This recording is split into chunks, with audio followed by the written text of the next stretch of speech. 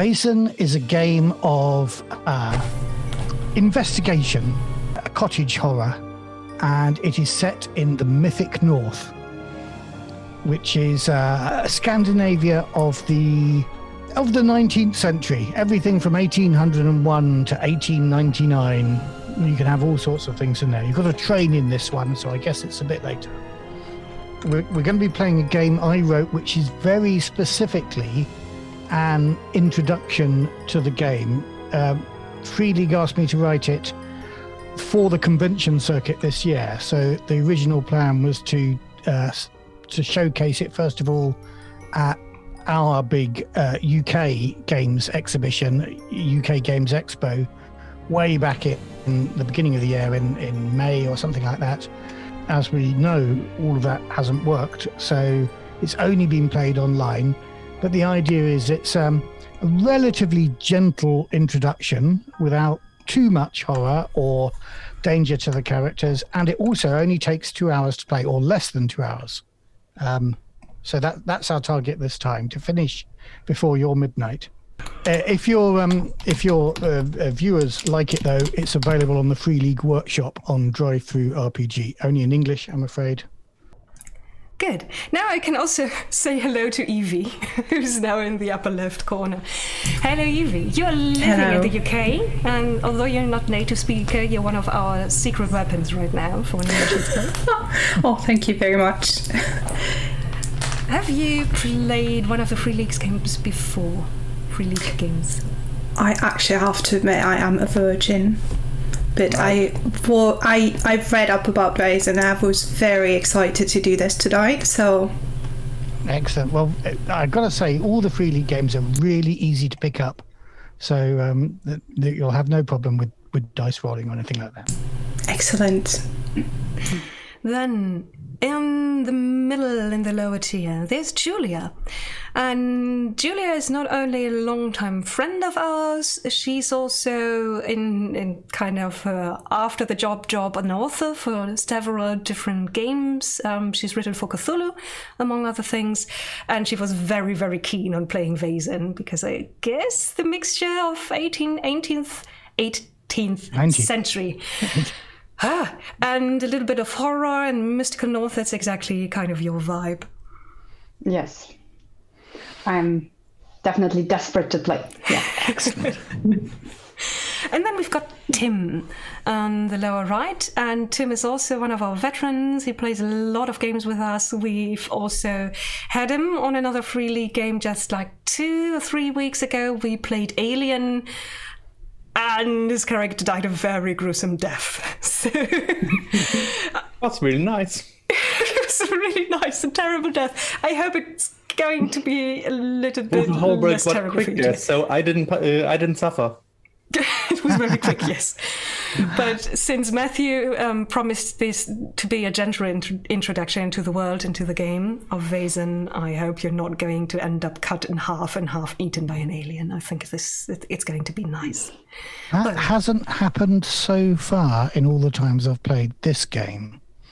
We'll see. You've never played with these people before. Nick is a friend of ours, and we've been playing several games regularly for quite some time now. And I guess this is the first time that we're playing one of the Free League games together, right? Yes, it is.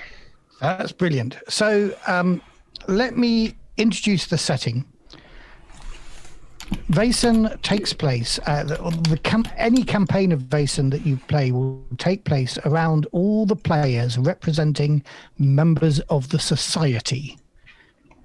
The Society is an ancient, learned institution that has fallen on hard times, and you're part of a revival of the Society, or generally players are part of a revival of the Society. All Thursday's children, that is, gifted with the sight. So they see things that normal people don't see. And the things they see are the Vaesen, the spirits and the creatures that keep themselves hidden from the world, particularly in the 19th century as the world gets more industrialized. But for this adventure, which was designed to be people's first experience, You're all characters who haven't yet joined the society, and you may not even have met. So, let us set the scene. It is summer in Sweden. You are on a train westward out of Uppsala to a small village that you have been called to. Now, you don't necessarily know each other. Some of you may know the two recipients of the letter, but I'll reveal who those are.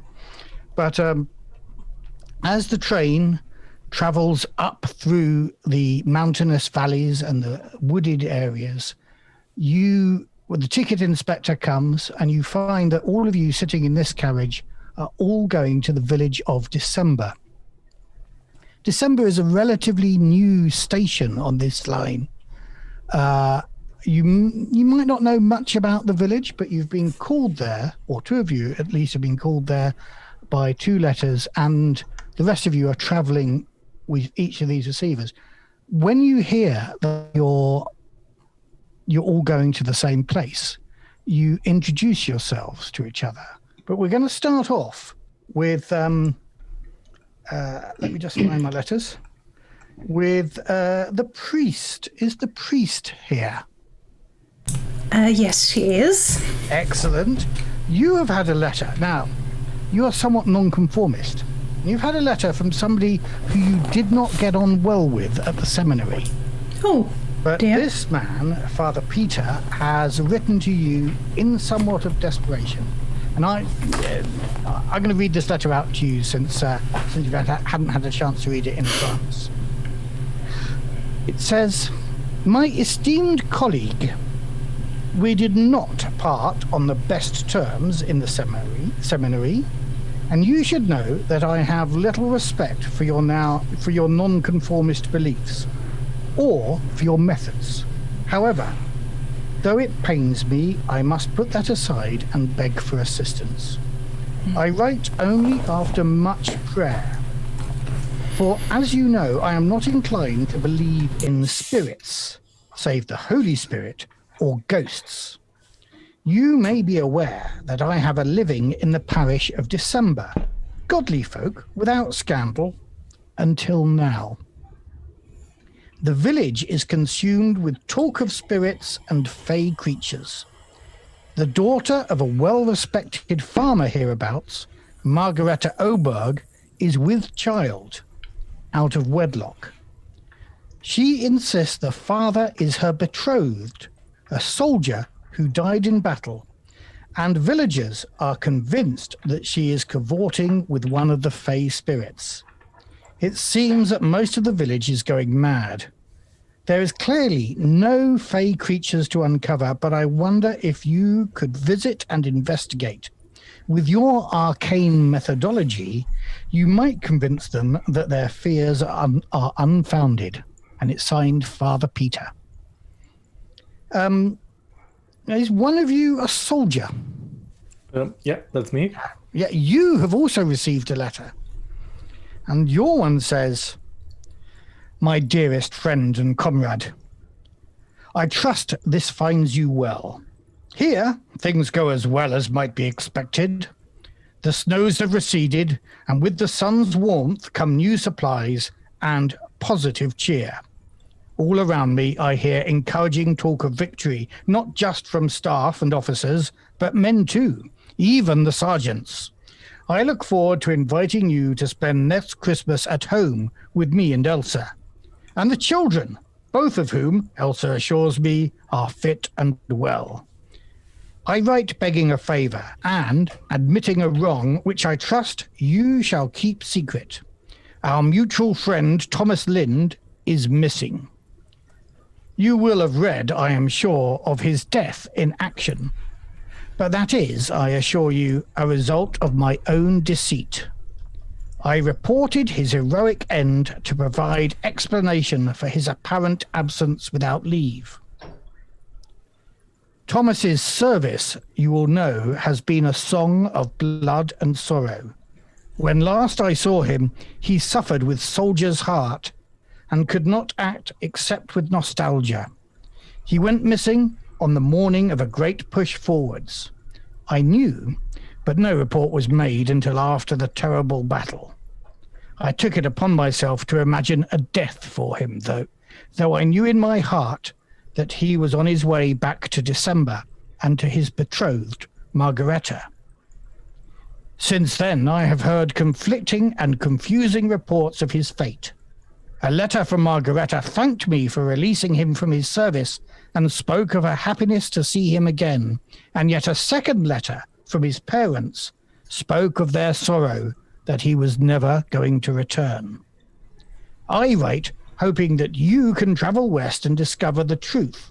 It may be that his parents have guessed my conceit and laid another lie upon mine to protect their son, but I fear our old comrade never made it at home, and his betrothed has become delusional in her grief.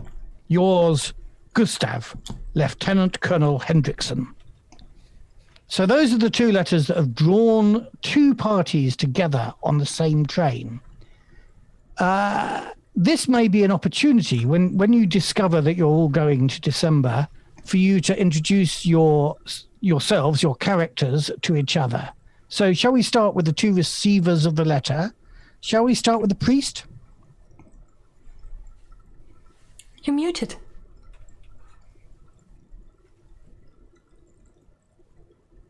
Or your microphone doesn't work anymore. I guess we're going to start with the soldier. Let's start with the soldier then, yes.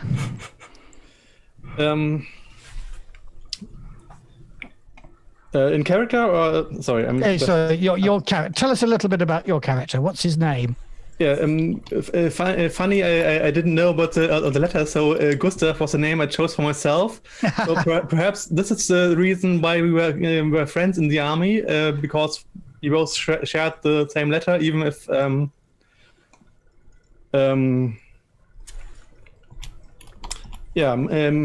thought my name is Gustav Thorn.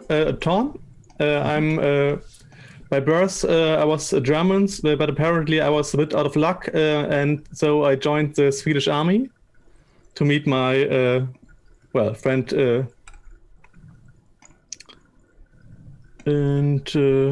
Do you have a relationship with any other member of the party? I'm a bit fond of the writer, seems to be. And is the writer here? The writer's here. The writer is a young woman, and she's wearing a travel gown, which probably was very nice and very fashionable a few years back. It's a little bit dusty, a little bit frayed at the edges, and her travel bag, the leather is well kept, but also it's been seen better times, so it's scuffed along all the edges. And she sits there with her travel bag on her knees and is a little bit nervous. Well, young woman, her mousy brown hair, it's just kept up in a very orderly fashion, and she's looking out at the landscape and sometimes just nervously biting her knuckles. And when she's concentrated enough to keep a conversation going, she's talking to the soldier and just exchanging a few nice words. And what's your name? Her name is Selma Sundqvist. Excellent. Has the priest got her voice back? I should have recovered my voice, yes. I do apologise. I was in prayer probably at the time. The priest is a middle-aged woman who is wearing trousers and a more gender-neutral outfit, you would say, which some might think is quite... I'm sure Father Peter does not approve. Scandalous. She wears a small silver crucifix around her neck and is usually very calm, smiling, friendly, and she apparently loves to read religious scriptures, so she carries quite a lot of books with her placed on the seat next to her, and is very friendly, nods to people when they walk past her. Excellent. And which other character do you have a relationship with? The occultist, but I don't think we have that character, so right. Currently... Here. So who are our other two characters? the other two? I think we've got the doctor and the servant, right? Yeah, perhaps I'll just start because Joachim is my servant. This is appropriate. I'm playing Dr. Dorothea Borelius. She's a middle-aged woman, a doctor carrying a big bag with all her medical equipment on the train. She has a little bit of a haggard face, streaks of gray hair, and she's, very curious, watching the other people on the train, sometimes looking into a book on taking notes, and watching everything quite closely. Excellent. And your servant? The servant is Joachim Englund. He's a bit on the older side. He has a nice, soft, round face.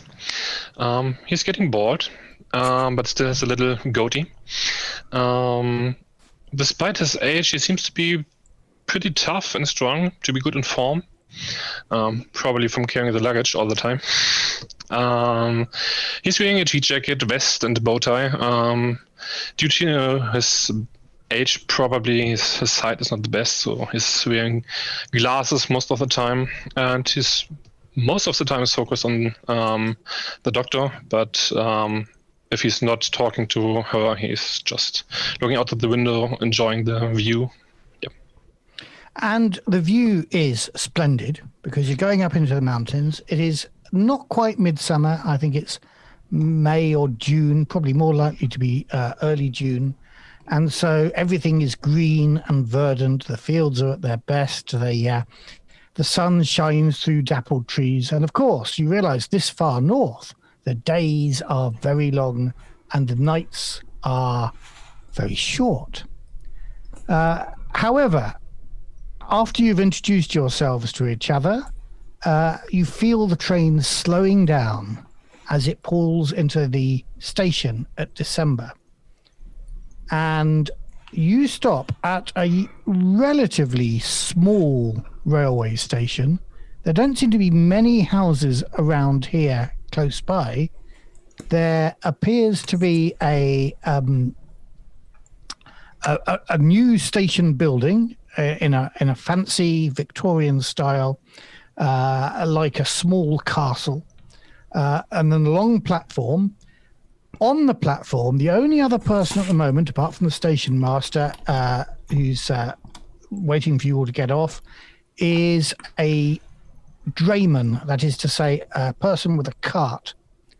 And he is waiting for a load of milk churns that are now being unloaded from the train, and he is loading them himself onto the back of his cart. Otherwise, as you get off the train and look around for the village of December, you see nothing but green pastures. It seems very peaceful. Is this supposed to be the village? The station master hears you say that and says, "Oh no, the village is 3 or 4 miles up the road." As I sigh after I'm hearing that, carrying my luggage and the doctor's luggage, and oh my, 3 miles, I have to carry this. Excuse me, good man, is there any possibility that we can get some means of transportation to the village? Did you telegram ahead, he says, to anybody in the village? I'm afraid we didn't. No, we didn't. And the station master introduces you to the carter, the drayman, whose name I'm just trying to remember because I've forgotten. And Eric, his name is. And he says that he will, if you don't mind traveling with the milk churns, he will give you a lift to the village. But he says it's not too far to walk on a day like today. It's quite a refreshing walk if anybody wants to walk up the hill. Oh, I'll be fine to walk. You maybe take the elderly gentleman? I'm looking around me, wondering who this elderly gentleman could be. Or the lady? But thank you very much. So it's just down the road? Just up the road. And he explains that the village is... it's seen quite a lot of changes. It used to be what they used to call a sheep corn village. It grew grain and sheep. However, with the coming of the railway, the sort of major landlord in the village, a man he calls... I'm just forgetting everybody's names right now. Oberg, the Mr. Oberg, has really transformed the village into pasture. So now milk is the major product of the village. There's a dairy about halfway between here and the village itself. And he's very fortunate for this job because, of course, what he does is take full churns of milk down to the railway station for transport to the city, and empty churns as he has today he takes them back to the dairy. He's a very friendly person. He'll quite happily give you all a lift if you're prepared to wait a little bit at the dairy where he has to offload the empty milk churns. Oh, if we can all fit, I guess. I didn't realize the churns were empty, but then it's probably not. Well, it will be quite cramped. I think there'll be some of you sat alongside the drayman himself, and some of you on the tail of the cart. But he should be able to fit all 5 of you on there if you desire. 3 on the back, 2 on the front seat. Oh, then I'll take that. This is very nice of you. And she climbs on board.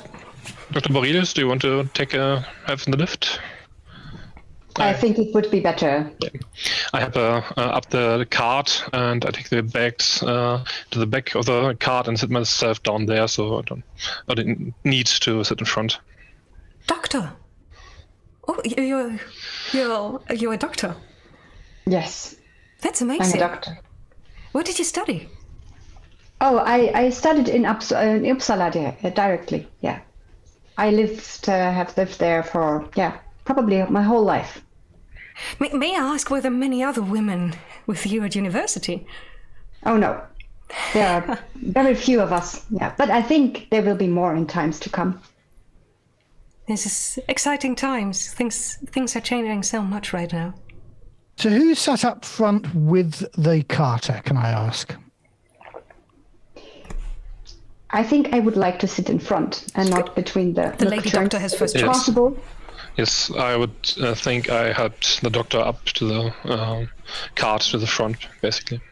Excellent. And there's room for one more on the front if the lady doctor scoots along and sits up close to the carter. It would be indecent to have the lady doctor sit in front alone, wouldn't it? It would, yes. I think strange man. With a man that is not related or married to her. Well, I'll happily sit in front with them. Excellent. So he starts off. The horse is large but old and walks slowly, but it is a pleasant evening. Now, those of you sitting on the back, can I get all 3 of you? This doesn't happen very often in Free League games, but this time I'd like you all to try making a observation roll. Vigilance roll. That's logic. I'm a logical person. Very good. I'm not. I'm not vigilant, but I'm logic, so 4 dice. I'm neither. 1 success. Oh, 1 success. And for everyone who's not familiar with Free League games, it's a 6 is a success and the rest... Yes. So you roll as many dice as you have points in vigilance and the associated trait, which, as you said earlier, was logic. And any 6 you get is a success. You only need 1 6 in this game to get a complete success. But if you don't roll any 6s, you can opt to push your roll, that is to roll again. In all the Free League games, there is a cost for that. And the cost in this game is you must take a condition. On your sheets, you'll see there are physical conditions and mental conditions. So with a task like this, you must choose one of the mental conditions. You become exhausted or angry or whatever you want to do. I would say this is probably every time you decide to push the dice, you're weighing up benefit versus risk, of course, and this is a role, I'll tell you straight away, that you probably don't want to get a condition on. It's a rather flippant role just to get you started. So who succeeded? Tim succeeded, I think. Did. And Mirko? Yes. Oh, you all did. Okay. So it's interesting. As you're riding past, I think something catches your eye. The others may well be in conversation with the carter, so they didn't particularly see this. But one of you notices as you come past a bit of stone wall that there is a crow perched on that stone wall, looking at you. Then, as the cart goes past, the crow lazily flaps its wings and lifts off into the air and flies over you towards the village. But as he takes off, the third of you notices that he leaves a cloud of black dust, which is slightly strange for a crow. Did you see that bird? Yes, Yeah. it seemed it was looking at us.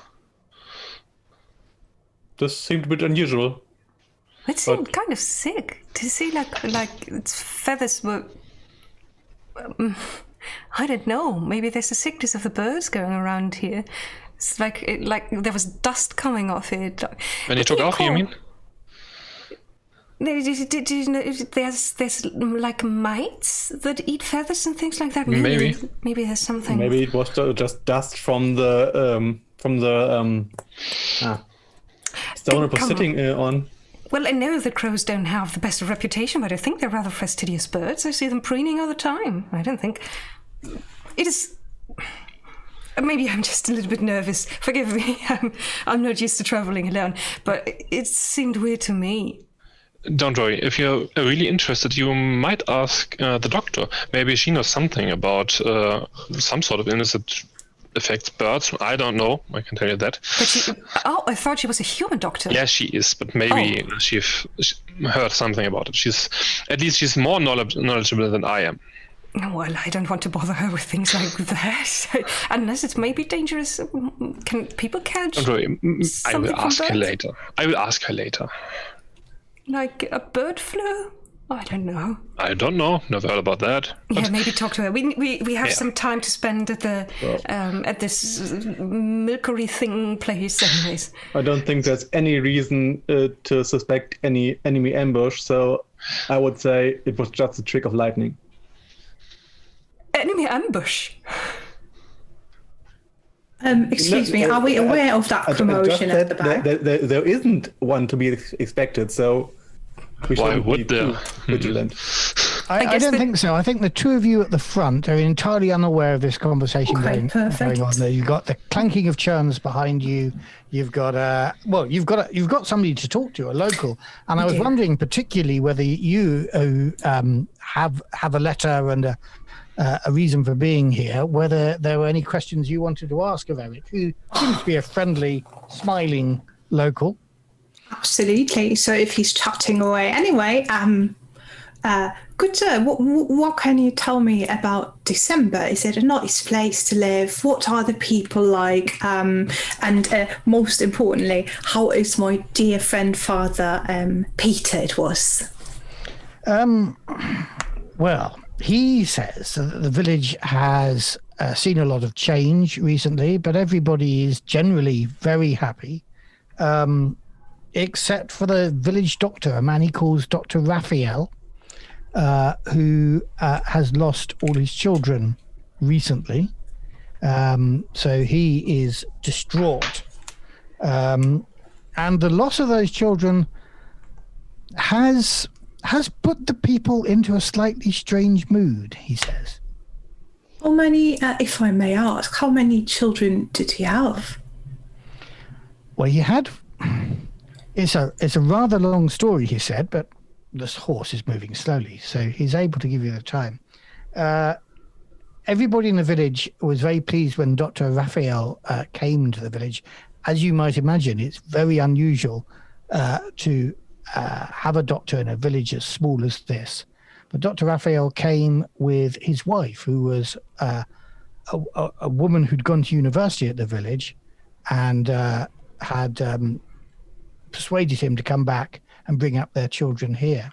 Now, they had 3 children, and she was pregnant with a 4th, but sadly, she died. She and the child died in childbirth. So the doctor was bringing up all 3 children on his own, and one by one, since spring, they've gone missing. And it is said that a spirit in the woods called the Grey Man has taken them into the woods and transformed them. That is very worrying indeed.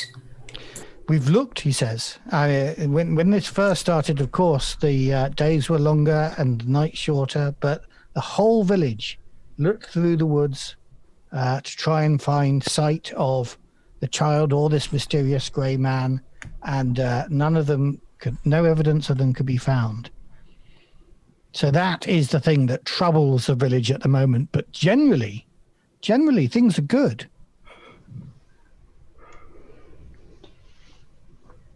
That is a bad fate indeed, especially for a doctor who loses his wife and can't help her. So I look at the priest. Perhaps we should talk to Dr. Raphael. Yes, of course. Maybe he would like to pray. It can help many people in situations that are dire, so we should definitely go speak with the man and offer our support and condolences. Oh, bless him.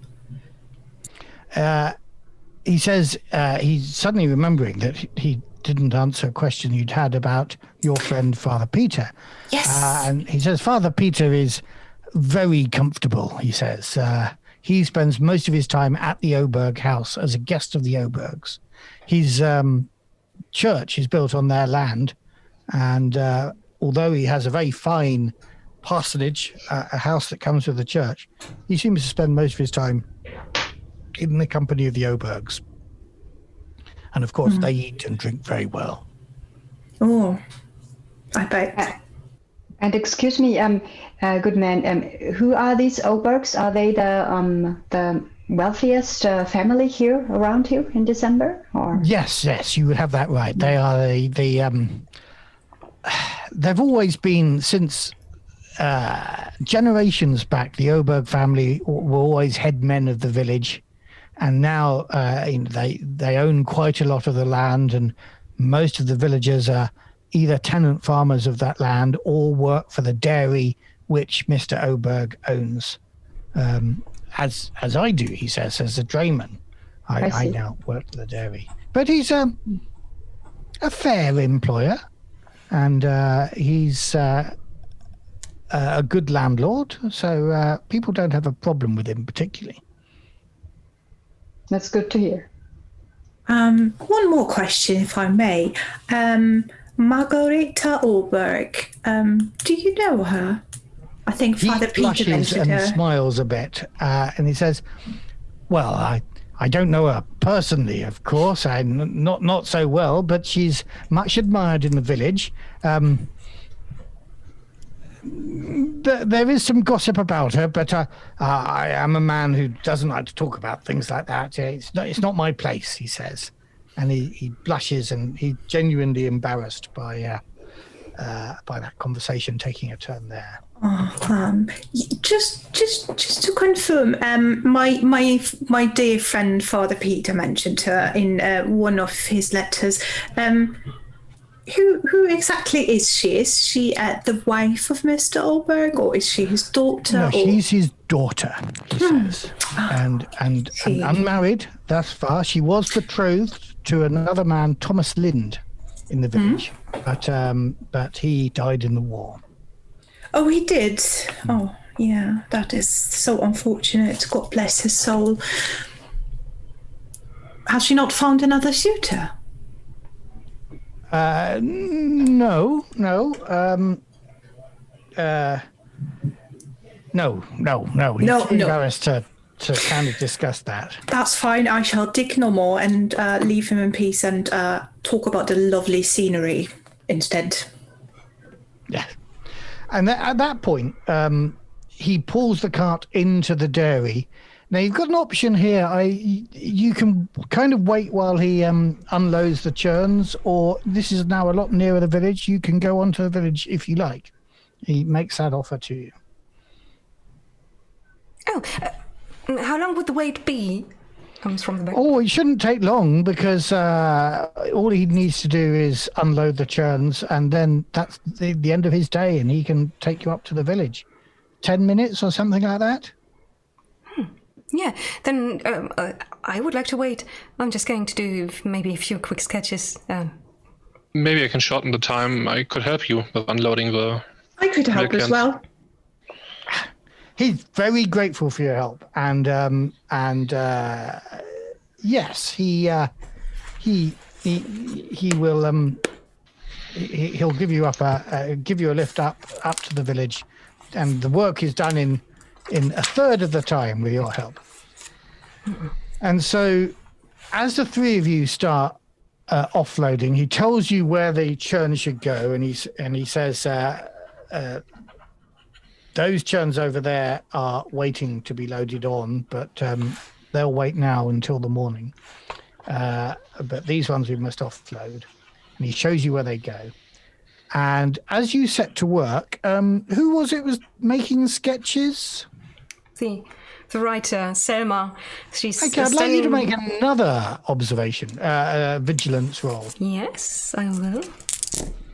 And I've got 1-6, so... Now, this is going to be a opposed roll because somebody is doing something which I don't want you to see particularly. Give me a moment and I'll just remember what I need to roll.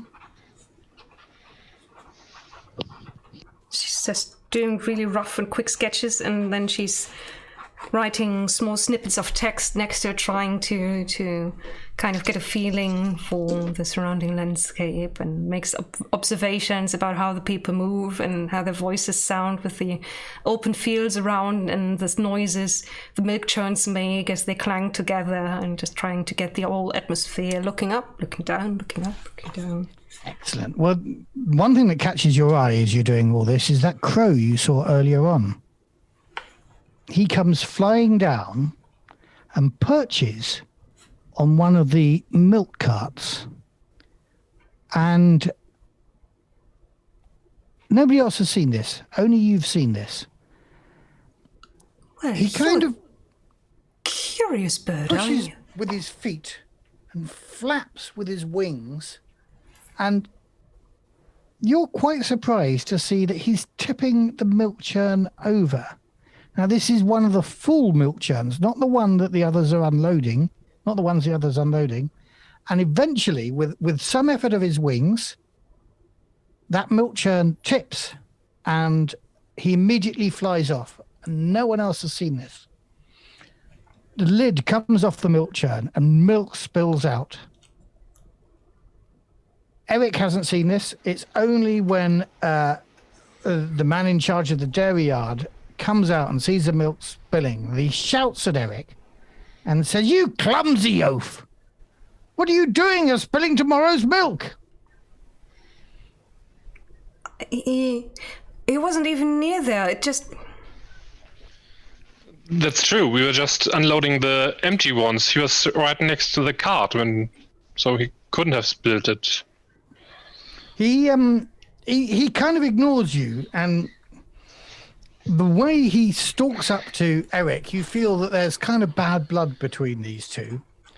and he's not listening to any argument that doesn't fit in with the way he's seen things. And he says, "You're always spilling things. If you didn't spill my pint in the inn last night, then you're spilling my milk here."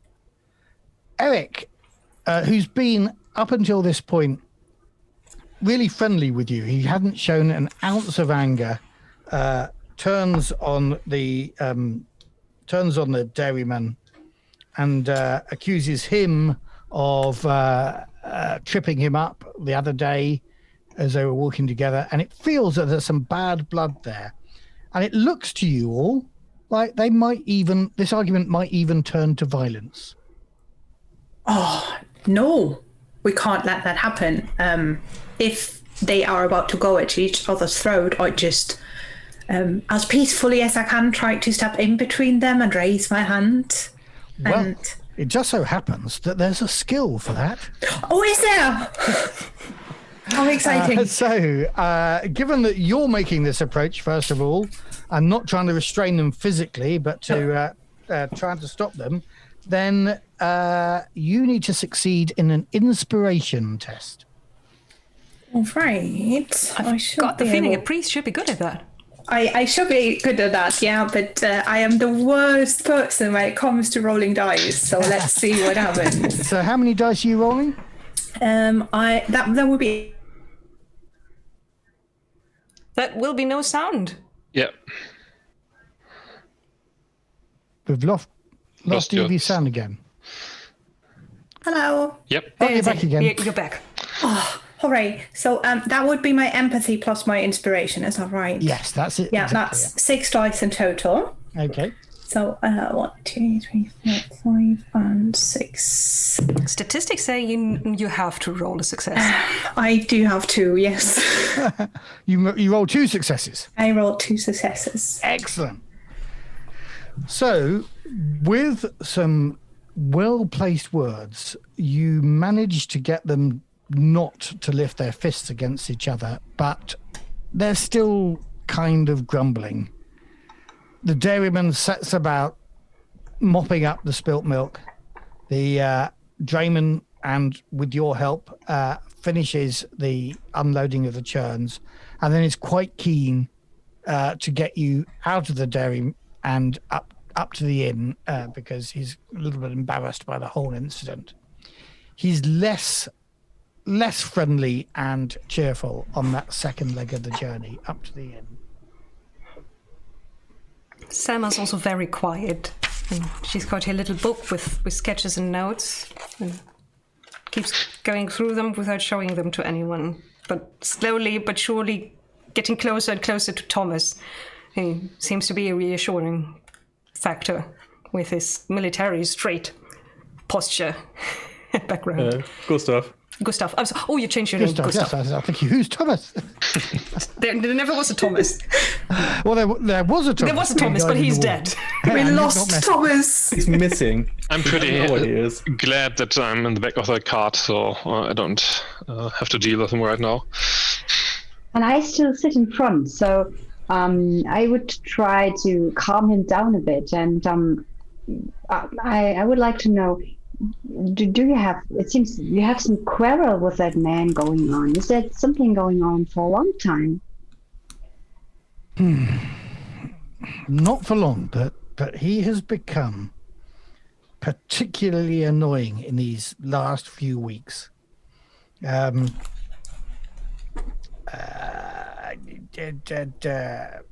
pretty convinced that he took a letter that I had not read. I'd picked it up from the station, and when I got home, I'd lost it, and I'm pretty convinced that he took it from me.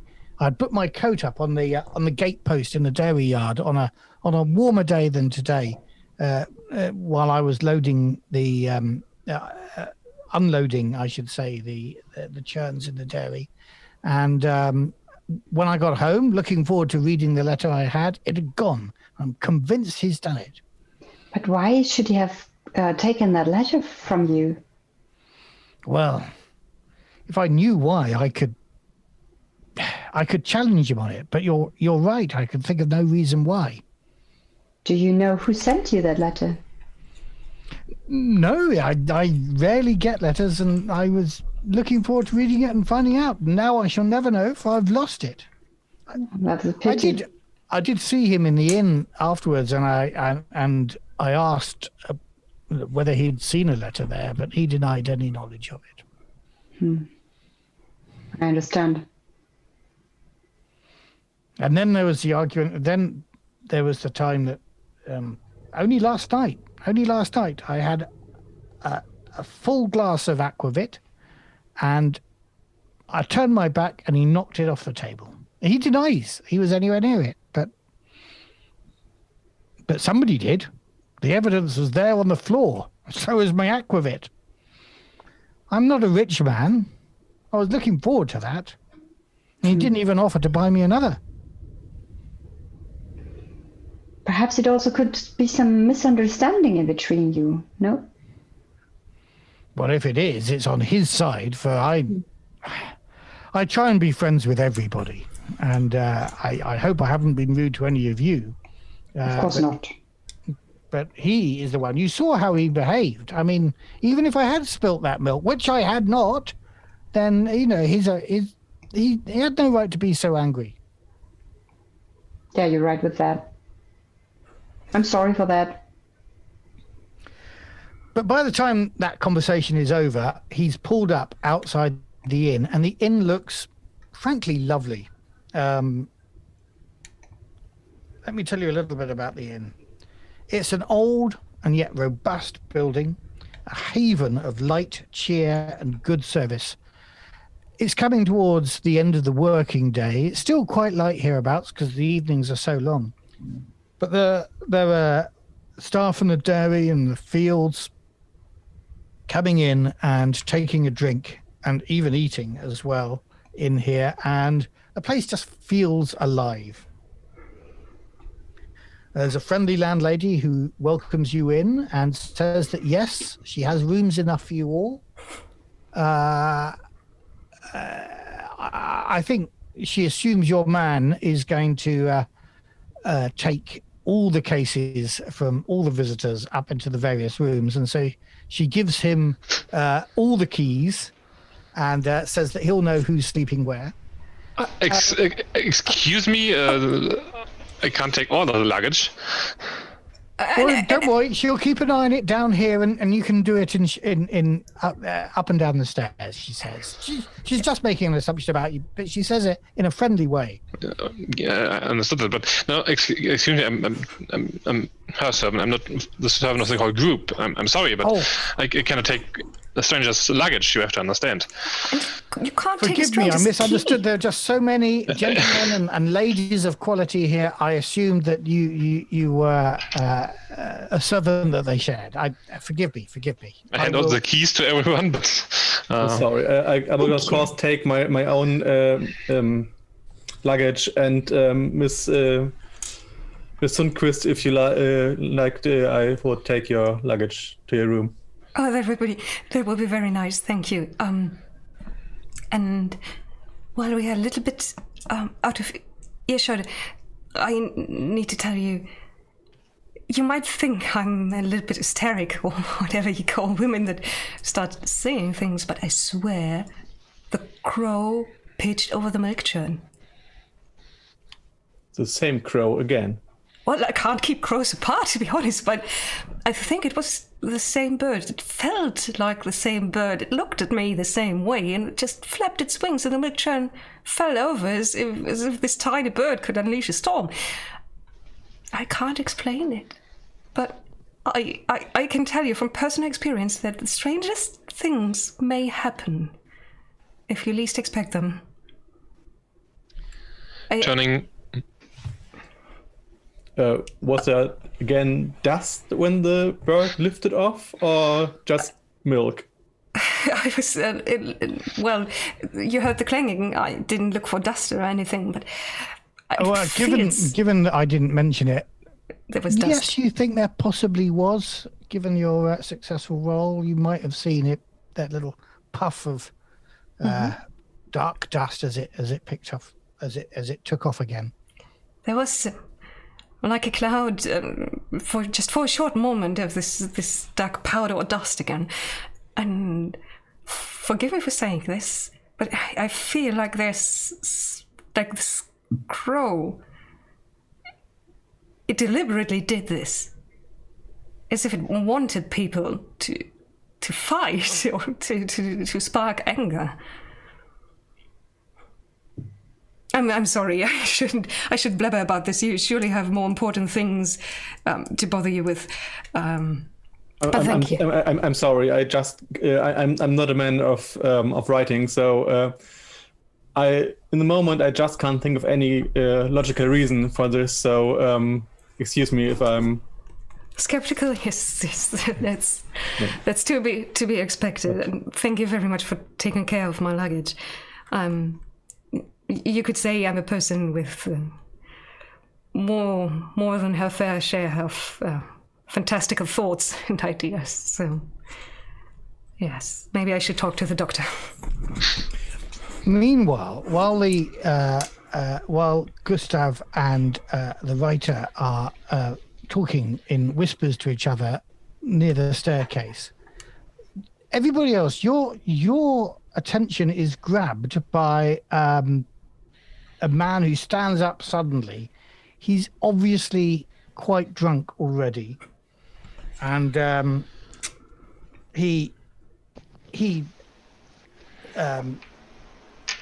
casts his arm about to a number of the other drinkers. He points at them one by one and says, "I know you're talking about me, and I know what you're saying.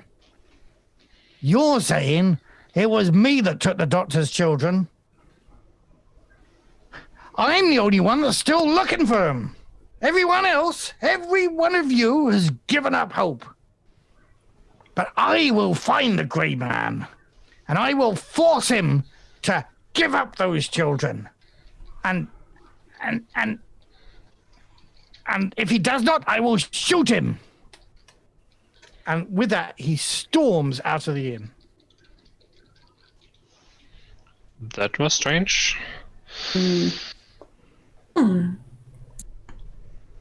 I just can't. Sorry, no. You go. I just wanted to say, if you want, you can stay here while I fix the rooms, but I'm not sure anymore if this would be appropriate. Yes. I haven't told you that we heard the story of the doctor here who has lost his children to the woods, it appears. Yeah, 3 children. In the woods, 3 or something. That's horrible. So it seems the dwarf just accepted this and It appears they searched for them, and they say that they, like that man, just took that name into his mouth, like the Grey Man or so. I've heard that. They say that he took them. The Grey Man. Has anyone of you heard about a Grey Man? No. Not apart from this, no. But maybe the man who just stormed off might know something more. I'm not sure if he's in the right mood right now to talk to him. I don't think he is. But maybe after he had some quiet and prayer, then he would be willing to talk. I try to remember the guide so we can talk to him maybe tomorrow or so. But yeah. Joachim, could you perhaps go over to that group of men and ask them who he was? Sure, I can do that. I put down the luggage in the corner and head to the nearest group, to a table with some guy sitting. Excuse me, I'm sorry for bothering you. I've just witnessed what has happened here. Can you tell me anything about that guy that just stormed out? Don't mind old Carl, they say. He's always been a bit of a loner and a bit strange. He brings he shoots and snares food though, and he knows the woods probably better than anyone. So people people do wonder whether he's had something to do with. Do you know about the doctor's missing children? I've heard about that. He lost 3 children to the woods, I guess. So there's a story that there is a spirit in the woods that controls 3 animals, four animals, it says. A fawn, that is to say a young deer, a fox, a black cat, and a raven. And it's said that these creatures come into the village and entice the doctor's children away one by one and encourage them to follow them into the woods, and they're never seen again. And it's true. We never have seen them again. But do you really believe that there is a spirit in these 4 animals? Well, people have caught glimpses of them in the village. Can you tell me more about that? What kind of glimpses did they catch? Well, the one I've seen most often is a little black kitten, and it's quite a friendly sort. I could imagine a child might play with that kitten. She's not too scared by the presence of other people, but she seems to sort herself to herself. So that's what I've seen. But there's talks of people seeing a crow or a raven around here, and a fox and a deer that are, these creatures, they keep themselves to themselves. The village is a land of men, and the woods is a land of creatures like that. Obviously, these ones seem to have no fear of coming into the village and getting quite close. And there's a fawn that I've seen up by the Oberg house as well, all on his own, but he seems quite curious and lacking all fear of men. Interesting. That's not typical behavior for young deer. Interesting. Do you know why would these creatures or these spirits try to lure the kids away? Well, you know the old stories. This happens all the time, fairies and the like. Now, Father Peter made a sermon on Sunday telling us very strongly that fairies don't exist. But he can't answer where those children are. Neither can he answer who made Margareta Oberg pregnant. And somebody did.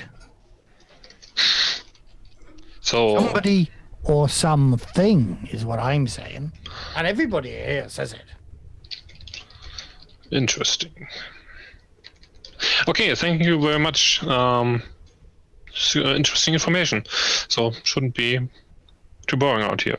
And I head back to Dr. Dorothea and tell her what I've heard about the animals, especially the raven, the fawn. The priest is also staying with us, right? Standing there at the staircase, I think. Yeah. So, Joachim, tell me, they really think that a fairy got that young lady pregnant? A fairy got that. Yeah, not only that, but that the fairy is responsible for the missing 3 children. That the animals she controls, I guess, lured her in the woods, and that's the reason why they're missing. So this is sort of the reason I am here, because my esteemed colleague and brother in faith, Father Peter, he is the priest who resides in December, and he asked me for my counsel. I'm not entirely sure I can help with such a thing, but I thought I'd have a look? Because he hates me. This man despises me, really. And I just had to see what made him so desperate to ask me specifically to come here. There has to be a perfectly logical reason for all this. I mean, haven't we risen above this superstition? We live in the 19th century, for God's sake. Oh, well, there are more things between heaven and earth that we just might not comprehend.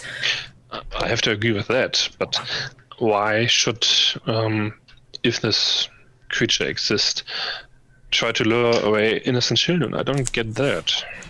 Children are the purest of souls, though. They are untarnished and loved by God. So everything that's evil would long to own such a soul. Just wild guessing here. No facts. I'm very sorry, I just caught the end of the conversation. What creatures are we talking about here? Have you talked about the folklore with people? Yes, I don't know if you were around when this one guy left, the drunken guy left the inn. Oh, I was just going upstairs with Gustav, Mr. Torn, and... Gustav. Yeah, and... No, I didn't. Mr. Torn. Yeah, sorry. Mr. Torn, yeah. I just heard someone yelling, but not exactly what. This one drunken guy left the inn at the tavern, telling that all the others stopped looking for the children. He's the only one that's still looking for them, and they think he is responsible for the missing children. So I was just curious and asked them what was this all about, and they told me basically that there's a creature in the woods, maybe a fairy or something like that, that controls maybe 4 animals. A young deer, a fawn, basically a fox, a black kitten, and a raven. And they say these animals lure the children in the woods, basically. So that's the reason why they're missing. And not only that, but this creature should be responsible for the pregnancy of one of the women here in the village. So, well, I think we all can agree that no village nor army, for that case, has any shortage of drunken fools. So, And unwanted pregnancies. I'm sorry. But did you say raven? Yes, he told me that the 4 animals that... and one of them is a raven. Maybe a raven, yes. A really large, scary crow. Maybe a crow, and they're not sure about that. It's a black bird, basically. Yeah, I told Mr. Torn already. You remember when we drove up to the dairy? The curious bird, yeah. Yeah, the curious bird. I saw it again at the dairy, and The same one? I think so. No, I know it sounds ridiculous, but it also left a puff of this black powder or dust behind, and I swear, I saw it flap its wings, and the milk churn fell over as if there was a great gust of wind that a tiny bird like that could never create. And to be very honest, maybe Dr. Borelius, I've had some very strange things happen to me over the last few months, so it might be the nerves, but do nerves make you see things like that? It's possible. But to be honest, I exchange a glance with the priest. I also think that there are sometimes things between heaven and earth that we do not understand, or perhaps do not understand until we have seen them. So perhaps it's not your nerves, young lady. That would be... I don't know which would be better. If I just assume things, or if the things are really there. Miss Sundquist, just please promise me don't follow the crow into the woods. Well, I'm no child. I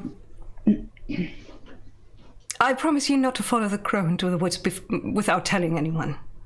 If that's... Yeah, that's a good idea. I have to agree. I mean, there are things we don't know and can't explain, so maybe there is in the core there's a bit truth to it, so we don't know. Well, I don't think I can sleep yet or do anything else, and I don't want to rest or eat. So if anyone would care to accompany me on a walk through the village, maybe? Absolutely. I would like to go past the church anyway to greet my dear pen friend, Father Peter. So you're visiting friends here. That's nice. That's very nice. Well, yes, I'd very like to. A walk would be very nice after or sitting in the train. Yeah, absolutely. This is the village. The station you can see down at the bottom of the map. The dairy is sort of halfway up the curve. There's a stream that goes winds down the valley, and most of the houses are at the top of the village, and most of these are labourers' cottages. As you walk through, the inn is here just on the other side of the bridge. And behind the inn, you can see over fields and graveyards to the church. There's a little track, which is not marked here, that takes you up to the church. And there's also the big house here, the Oberg house.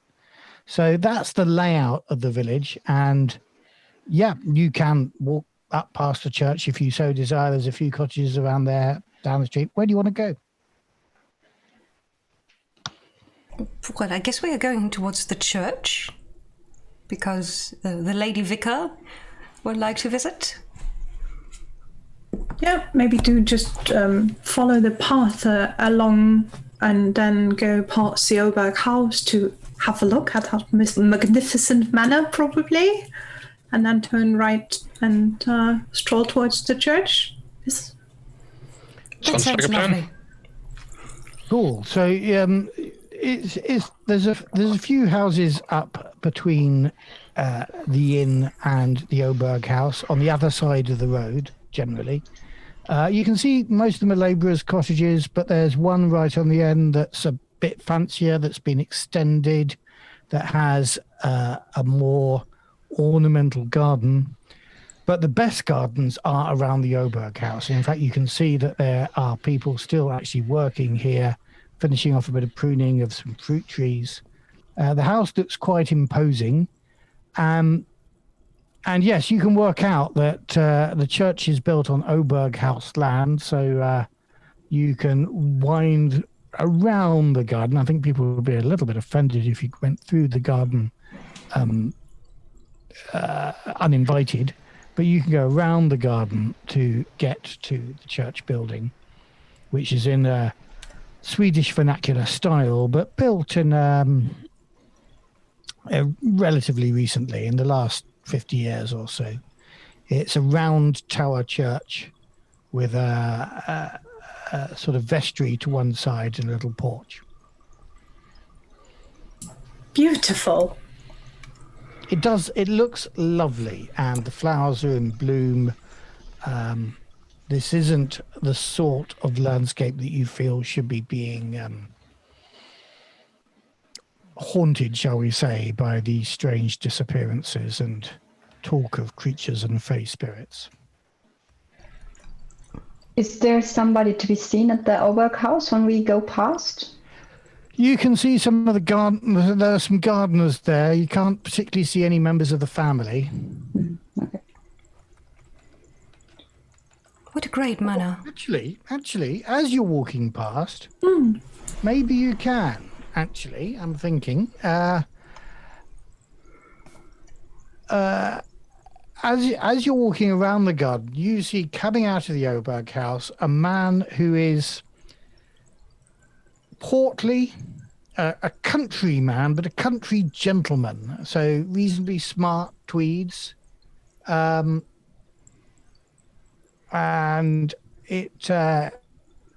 obviously a wealthy man, slightly red-faced, and he seems to be out for an evening constitutional walk, just like you are. And you imagine that he might, I don't know, come across the garden. You might get a chance to meet him, but he heads off instead across the road to the doctor's house.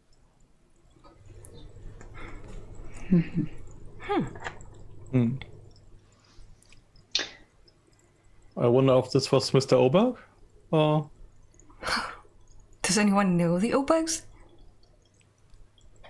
I think we can't know, but it doesn't seem fit to run after him, right? So I think we should first meet Father Peter. It's Father Peter? Yes, it is. Perhaps. I only knew Margarita's fiancé. Oh, you did? He was a comrade in the army. Oh dear, my condolences. That is very sad. And she scribbles away furiously in her tiny book. All right, shall we go see if we can greet Father Peter?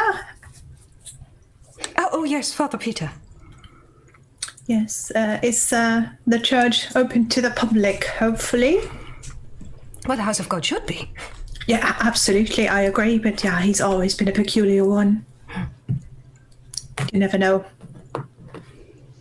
So we probably are going to try the entrance of the church, whether it's open. Well, the church, of course, is always open, but it's quiet and there isn't anybody in here. It's very Protestant in its interior design. It's not very decorated. It's quite plain and simple in its interior design. But you're not greeted by Father Peter or anybody. Have a look around. Maybe he's to see where he could be. After a while, I turn into the vicar. I think we might have missed him. Maybe he's at home. Do you know where he resides? Where would he reside if he's not in the church? Well, I think Eric told you that although he Right. He's at the inn. How could I not? Is he not think at the of that. Oberg house because he's a good friend and they have good food? Right. It's not like I write down everything that I hear. It is very good you do because, yeah, it might be the age or me being preoccupied with other things, but I'm terrible at remembering things. I do apologise. But while we're here, we might as well have a nice look around, right? The church? Oh, yes. Well, if you say so. Oh, just a few minutes. It's the house of God. God's arms are open to everyone, and we are his guests, aren't we? So, looking around the church building, outside or inside? Inside first, but yeah, if there's anything that sparks interest, might as well walk around the building to admire. Well, one of the interesting things about the church is that although it's very plain and simple on the inside, it is decorated with flowers. All the flowers, however, are the same. They're bunches of foxgloves. You feel it doesn't quite feel right for the church to have foxgloves on the altar, foxgloves on the pillars, foxgloves at the end of each row of pews. So that's unusual, but that's just about the only unusual thing that you spot. Yeah. Is there any superstition that I'm aware of about this kind of flower, that it wards off evil or anything like that? Who's here with you? I think right now everyone is inside the Is church. everybody here? Yes. Yeah. Julia, can I get you to make a learning roll? Because I think you'll probably know more about foxgloves than anybody else. Sure. I do have 2 points in learning, and it's logic. So I have in total a 5 dice. She's a learned woman. But alas, only 1 success. But perhaps it's enough. 1 success is all you need in this game. And since and Julia is a so, doctor, she probably knows what foxglove is for. So you are aware that foxgloves, well, you're not aware of any sort of folkloric intent of foxgloves, but you are aware that they are used in medicine. A very dilute tincture of digitalis, as it's called, can be used to calm palpitations and things like that. Too much, though, and it can cause heart disease. It can actually kill people. It's a poison, effectively, like so many medicines are in great quantity. So that's one thing you can share about foxgloves. But as far as you're aware, you're not aware of any sort of folkloric intent of foxgloves. So this beautiful flower also contains a poison. It is possible to use it as a medicine, but also, as always, the dose makes the poison, right? You can also use it to kill someone if you want. Oh, well, there's an awful lot of it here. Quite a lot. That's a bit concerning. Well, whoever decorated the church surely didn't mean for anyone to eat them. They probably didn't know. They probably just like the nice flowers, I guess. Yes, they're beautiful. And you know what? Bees love them. They are kind of like made for bees. They can crawl inside and get to the nectar and other insects. And I like flowers. You hear a mew. Doesn't everybody know it's poisonous? I remember, as it was yesterday, my nursemaid telling me, Gustav, don't eat that, it's poisonous. Psst, psst, psst, psst, psst, psst, psst. Well, you might also know, Gustav, yes. But I'm sorry? The doctor could probably whip up either a poison or a cure. She knows how much is poisonous, I would guess. Did you hear that? Hear what? Kitty? I think I heard a cat. I heard a cat. Yeah. Just heard the noise you were making. And in the entrance to the church, a little kitten is looking curiously at you. Oh, well, hello. Forgive me, who said that? So I'm looking at something else on the screen at the moment. Oh, the priest. Okay. The priest So when you greet her, she immediately comes trotting forward on little black feet. She's a black kitten. And you know how cats kind of rub along their body, along your shin? She does that to you. But what's strange about this is her fur is soaking wet. Oh, what happened to you, little one? Did you fall into the water somewhere? She mews. Oh, all right. Do I have a handkerchief or something where I can pat the cat dry a little? I'm sure you do. Very well, I do that. As you pat it dry, well, rather, as you pat the water off the kitten, your handkerchief gets soaked, but the kitten doesn't look any drier or feel any drier if you stroke away your hand. Same up. This is odd.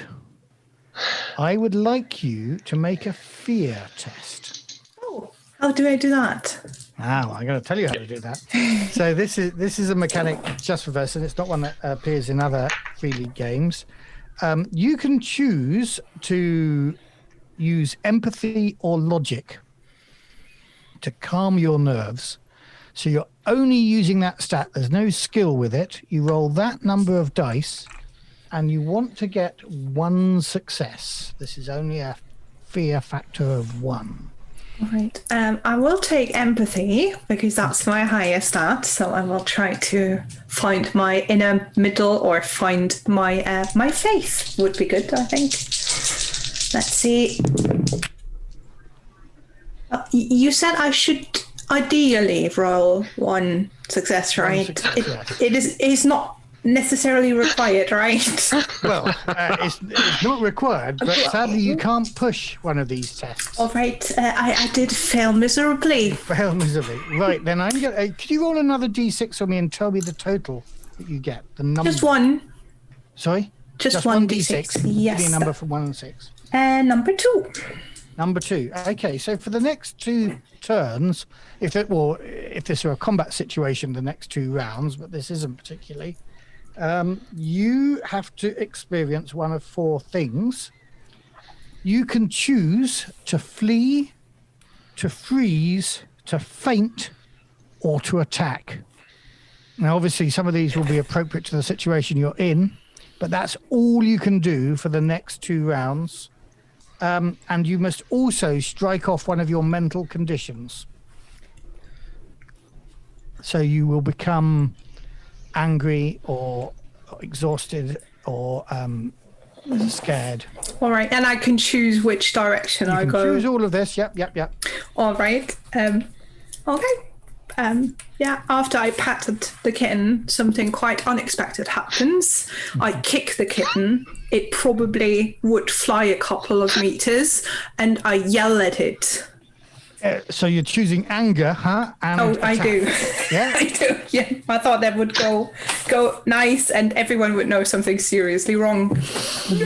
Why? Why did you kick the poor kitten? What's wrong with you? So the kitten, I must admit, I have to tell this story. When I was a kid, my brother's kitten was playing with my toes, and I had a dream about mice nibbling at my toes, and I kept trying to shake them off, and in the end, I kicked out with my foot, and I heard this plaintive little squeal as the poor kitten hit the radiator on the other side of my room. But she was fine. She was fine. And that's what this one does. There's a little thump and a squeal, but she's not going to nibble your toes again. And this one isn't going to come to your calf again. She scampers off, but apparently unhurt. Good God, what was that? What did the kitten Why? do? The great dragon was thrown down from the heaven, and it is called Devil and Satan, and this cat is no good. Did it bite you? Well, it's a No. black cat, and you shouldn't take them to church. And I'm more of the dog person myself, but don't you think we overreacted? A little bit? Overreacted? No, in no way I overreacted. Listen, this cat was wet. I tried to pat it down. This is my handkerchief. Is my handkerchief still wet?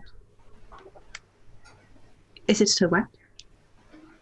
I squeeze it a little to see if it is still wet. Matthew? It Can is you hear still us? wet, yes. Oh. Sorry, yeah. sorry. See? I thought you were asking the others to prove it. To tell you that, yes. As you Yes, squeeze your it, handkerchief is water still comes wet. out. I mean, the more you squeeze it, it doesn't stay wet after you've squeezed Yeah. it. But everybody can see. Unlike the cat, I can squeeze the water out of it. But the You cat shouldn't squeeze a cat, but maybe you should have used bigger handkerchief or kind of towel to dry it. Maybe it was just too wet for your small handkerchief. What? No. I clearly noticed there was something wrong with this cat. Is the cat still to be seen, or is it gone? It was a long day. Maybe It's gone out of the church. I will go after it. Yeah, okay. Let me just do something for Gustav here. Gustav, I'm putting the text of your letter into the chat. Mm-hmm. No, it doesn't like it. It's too many words. I'll come back to that in a moment. Yes, you can see the cat now some distance down the path, and you could follow, but you are then struck by a fox greeting the cat halfway down the path. Oh, And then the two of them heading up the road towards the woods. While this is happening, I would go over to the writer, to Selina, excuse me, you know, when we were inside the inn, the guy I spoke to said not only A something... fox, a black cat, and a raven or a crow. Exactly. Yes, or a kitten. I think it was... Well, I've seen 2 of them now. I'm not seeing things. Everyone is seeing things. Nobody is saying anything. But Well, you saw the cat, and she even kicked the cat. The cat was real. yeah, the crow was real also. I wouldn't say anything other, but I think that something really, really strange is going on in this place, and I think we should maybe find Father Peter, and which means we should visit the Oberg house, right? That's where you expect to find him from what everybody said. I come back into the church. Is it known that foxes and cats are good friends? It seems they are here. So 3 Yeah. out of 4. That's what I think, because I just saw that fox cub with that little kitten going into the woods, side by side, which is apparently a little bit odd, don't you think? More than odd. Either someone here is playing a trick on us. A rather odd trick. Or something's going on. I mean, they talk about these 4 creatures, and we've seen 3 of them so far, and they have behaved very oddly. I would say something is going on, and as I stated before, there are things we cannot explain, so maybe there's some truth to the story the villager told me. So, The Mrs. question. Nyström? Sorry. Oh, I'm very sorry.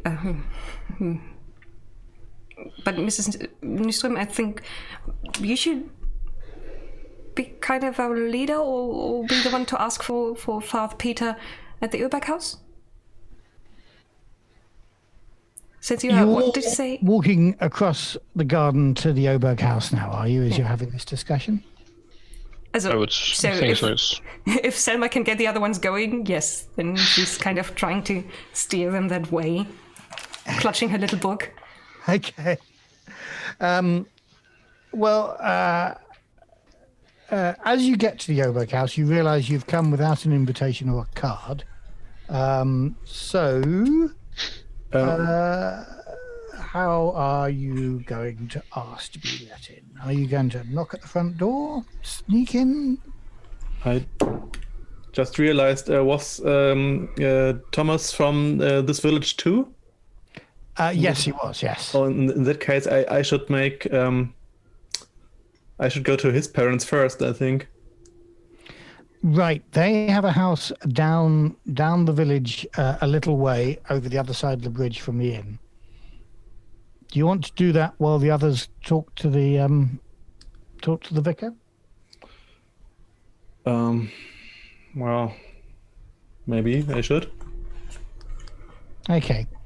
Well, tell you what, let's do that first. So you wander down to the Lynn's house. You know where it is, and just trying to find their house. Give me a moment. It's a small terrace, or not terrace, a small farmer's cottage, and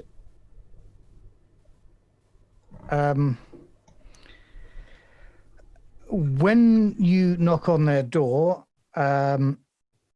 you see that Mr. Lind is a frail and pale man, old beyond his years, and he comes to open the doors with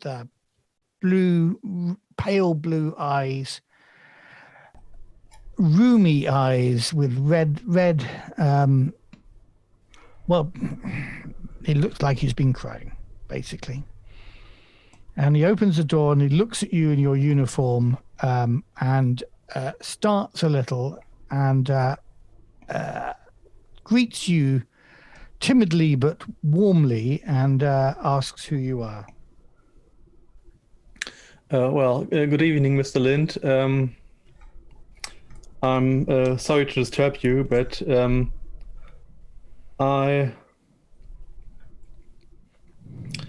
see, your son Thomas was a comrade of mine in the army, and he calls for his wife, and she comes and puts a hand on his shoulder and says, "Have you news?"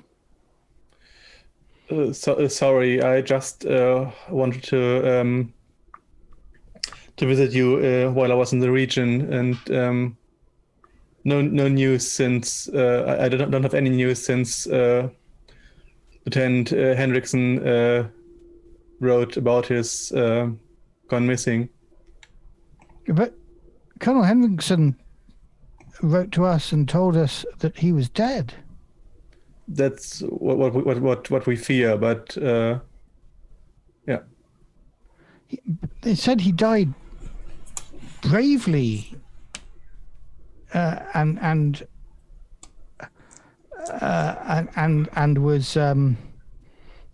was fated by his comrades. He was he'd saved many lives in a heroic death. Well, he did. I'm sorry if I. So you're here to bring condolences. Yeah. Now, he was a truly brave man and a good friend. They invite you in. They sit you in their little front room by the fire. They're very pleased to see that you're in there. You can see over time that the father has never recovered from news of his death. You see a photograph on the wall of the two of them together when they were married, and he was a big, strong farmer, but now he looks weak and small. His wife has fared better, but she is just so angry. So she says, well, I wish you would tell Margareta that he is, that she should give up hope. She has this fantasy that he is the father of her child, and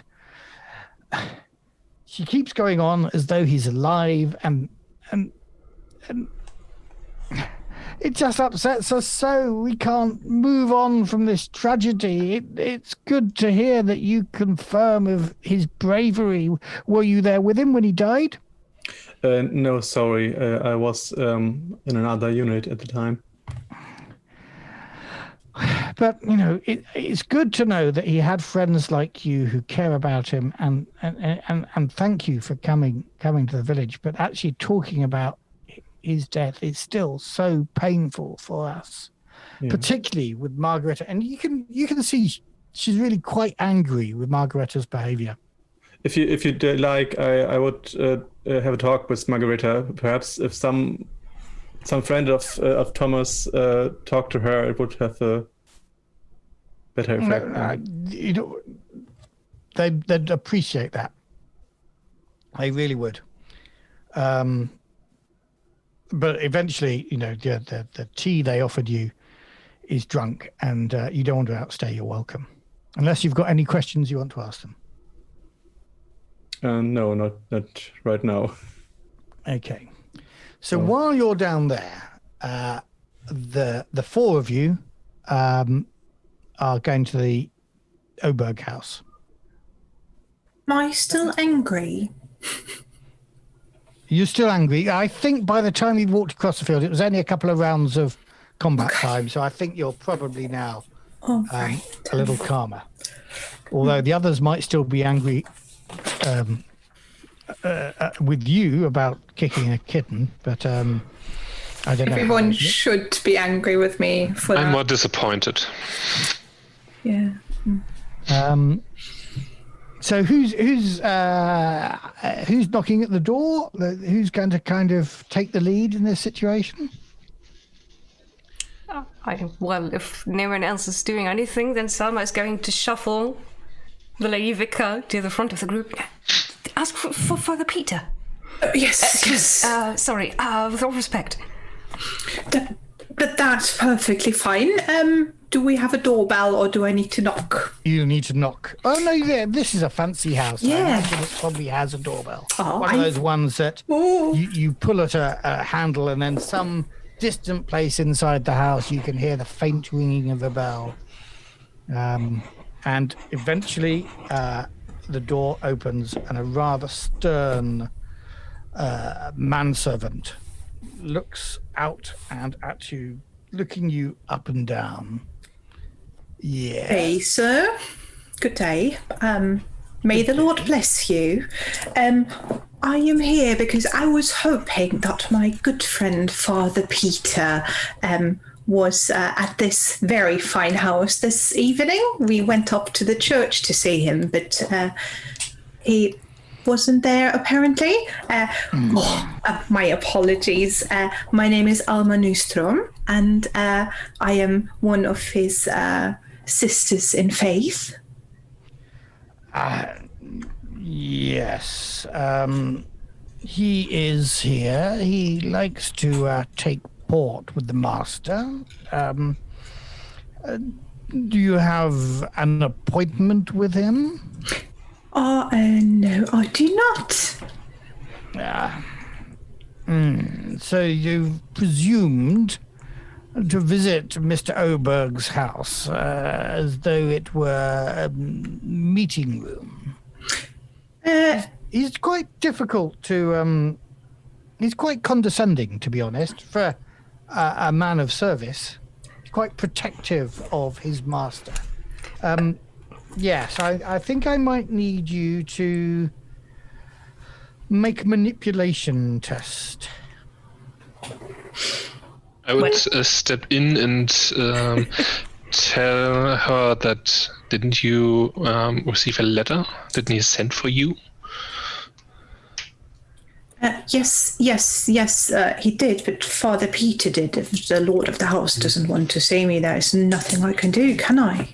Mr. Oberg is not in. I somewhat resent Father Peter treating this as his parish office, but he takes your letter and glances at it, and he sees that it is indeed signed by Father Peter, and gives it back to you and says, I suppose you should come into the drawing room, and I shall find Father Peter, who will be dining,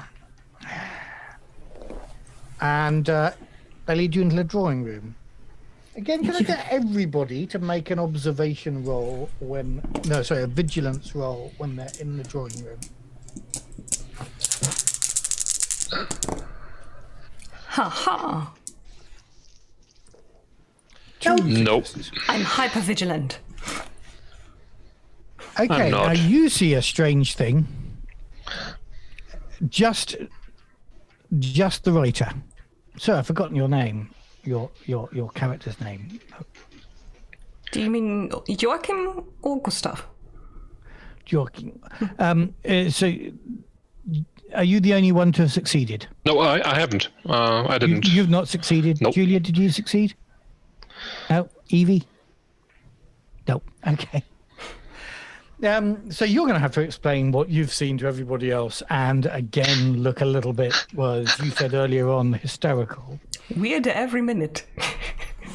Because you've just seen a little girl, a pallid, pale little girl, bringing in a jar of foxgloves in a vase, putting it in the room, and leaving.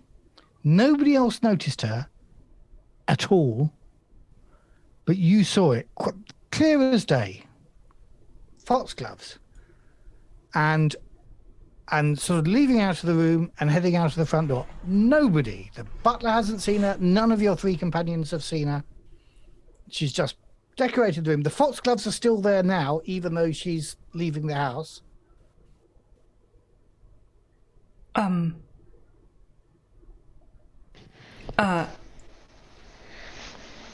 Those are nice flowers. Why is everyone using... Gustav! Oh, no, Gustav's not here. She vibrates with nervous energy, kind of just jiggling on the spot. And then, Mrs. Borealis. Mrs. Borealis. Yes, my dear. What's up? Did you see the little girl bringing in the poison flowers? A little girl? No. Do you see the poison flowers? I see the flowers right there. There's a The small flowers girl, very pale. She came in, she put the flowers there, she went out. No one looked at her. I very gently grab her hand and try to figure out how the pulse is on her wrist. Yeah, perhaps she is a little bit nervous, after all. I think, given that nobody else can see this, you're going to need to make a fear test yourself. I'm while the going to doctor go takes with her pulse. empathy. And I fail. Okay, so you two must take a condition and decide what you're going to do. Are you going to flee, run away, freeze, faint, or attack somebody? Don't kick any more. Okay. kittens. Good. I see people that are there. And then she slowly drops backwards into one of the chairs, fainting like a Victorian lady. Oh dear, Doctor! I try to grab her that she's not falling on the ground. As you're feeling her pulse, it stops for a little while. You can't feel her pulse for a moment. It's typical fainting symptoms. She's not faking this. She collapses effectively in your arms. I try to backwards onto a chair. She just onto the chair. I try to get her down very gently and grab my back and I yell, Joachim, can you help me? Yes, of course. I'm bringing it back over. What should I do? I need my salt. The salt to bring her back. Yeah. I open the bag, rummage in it, and hand you the sword. I have that little flacon or that little glass feel. The smelling salts. Yes, and I put it under her nose and Come on, can my I get dear, you, wake up. May, to roll a d6. Yes. To the Angbar 3. servant. Sorry? 3. What did you get? 3. Okay, so it takes a little bit of time, but eventually she comes round. Mirko. Yep. To the other servant, I would tell, bring us a glass of water, please. We have to help her. A little bit. He's not here as a servant of the of the vicar's guests, but yes, he can see that I would do it young myself. lady's in distress, and he goes to fetch a glass of water, leaving you all alone in the room. So as long as she's not with us again, I tell the others what she told me. Yeah. So she says she has seen a pallid little girl bringing in the flowers. Did you see something? Anyone? No. I didn't. No. As far as you three are concerned, those flowers are always there. Mm-hmm. You may not have noticed them as you first came into the room, but they must have been there because only the 4 of you and the servant have been in the room, and he definitely wasn't carrying any. Do you think she... Well, it's a bit concerning that she's seeing things, isn't she? Yeah. Yes. But isn't it concerning too that you just out of spite kicked a kitten? So don't come to conclusions too early. Maybe there is something happening here. Under normal circumstances, I would like to point out that by the Lord, I swear, I would not kick a kitten. They are creatures of God as we are all, and they are loved. But this, my dear, was no normal kitten. It was an abomination. It was a creature of hell. I do believe you. I just wanted to say we shouldn't come to conclusions too early. Maybe there is something happening here. That's all I'm saying. Definitely something happening here. Now we're coming up to 11 o'clock. I think we've probably got another 30 minutes of this to go, so I'm not staying to time very well. How is that? Well, let's go around. If everyone is fine with playing a little longer, Evie's fine, Julia's fine, Tim is fine, Wilco seems unaffected. No, he's fine. So if you're willing to game master for us, like 30 more minutes. I'm fine. I say 11 o'clock my time, of course. It's midnight your time, so I'm worried about you more than me. But we're going into winter time this weekend, so we've got an extra hour Haven't tonight. we all? So. Yes, yeah, we've got something cool. Okay, so eventually the vicar, Father Peter, bustles in and says, and with the butler bringing a glass of water for Mary, by this time you are recovering. He says, I hear there's a young lady in distress. Another young lady, I should say. Oh, I'm so very embarrassed. I'm sorry. This hasn't happened in quite some time. I think everything is under control, Father. He turns to Evie, your character, whose name I've just forgotten, and he says, typical of the companions you had at college as well, if I might say so. It has been a long time, hasn't always it? With ridiculous ideas. Seems to be infecting the world at the moment. And then he turns back to you, Doctor, and says, Doctor, I'm sorry. We have not made an acquaintance. I'm Father Peter. You are obviously a woman of learning.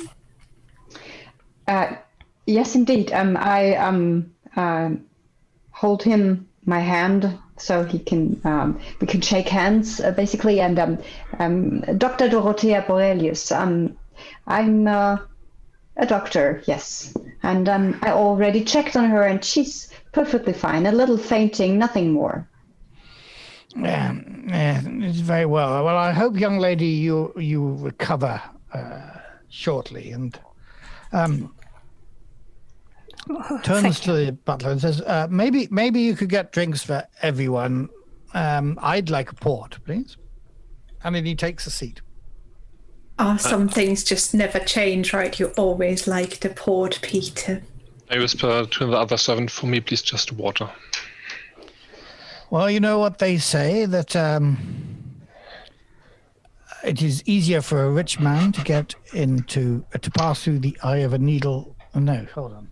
It's easier for a camel to pass through the eye of a needle than it is for a rich man to get into heaven. But while I'm here, I might as well take of some of the pleasures of all the light. So Seth settles down and says, so the reason I have called you here is another neurotic young woman who even now is upstairs here, who swears that she has been impregnated, if I could be so bold in front of the doctor and speak in medical terms, impregnated by her dead husband. By this time, Tim, I imagine you will have finished your conversation and be walking up to the house? Yeah. I walk up to the house and knock, and if the servant opens, I ask to speak to the master of the house. And who are you, he says, as he looks down at you? Oh, you see, I'm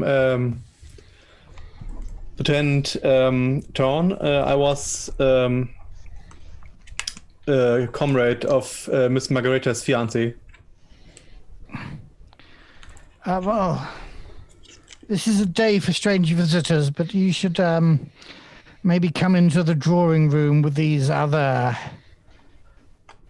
people suddenly interested in Margareta, and I shall send a runner and see if we can find Master Oberg, but he is not currently at home. Father Peter shall have to entertain you, and he guides you into the drawing room. Thank you. Oh, Gustav. So yeah, Father Peter is holding forth.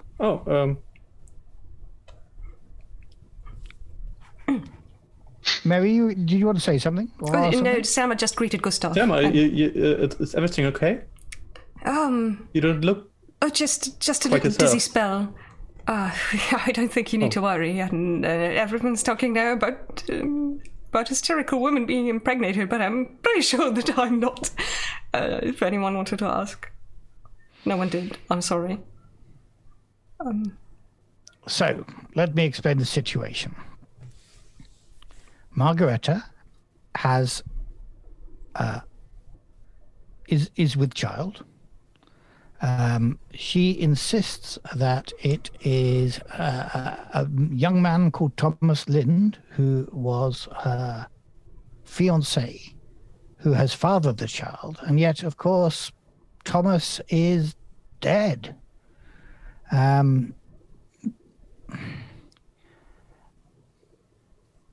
Mr. Oberg is trying to arrange a marriage with Dr. Raphael, and who is recently widowed. And it would be better for everyone if she were to marry a man of quality, and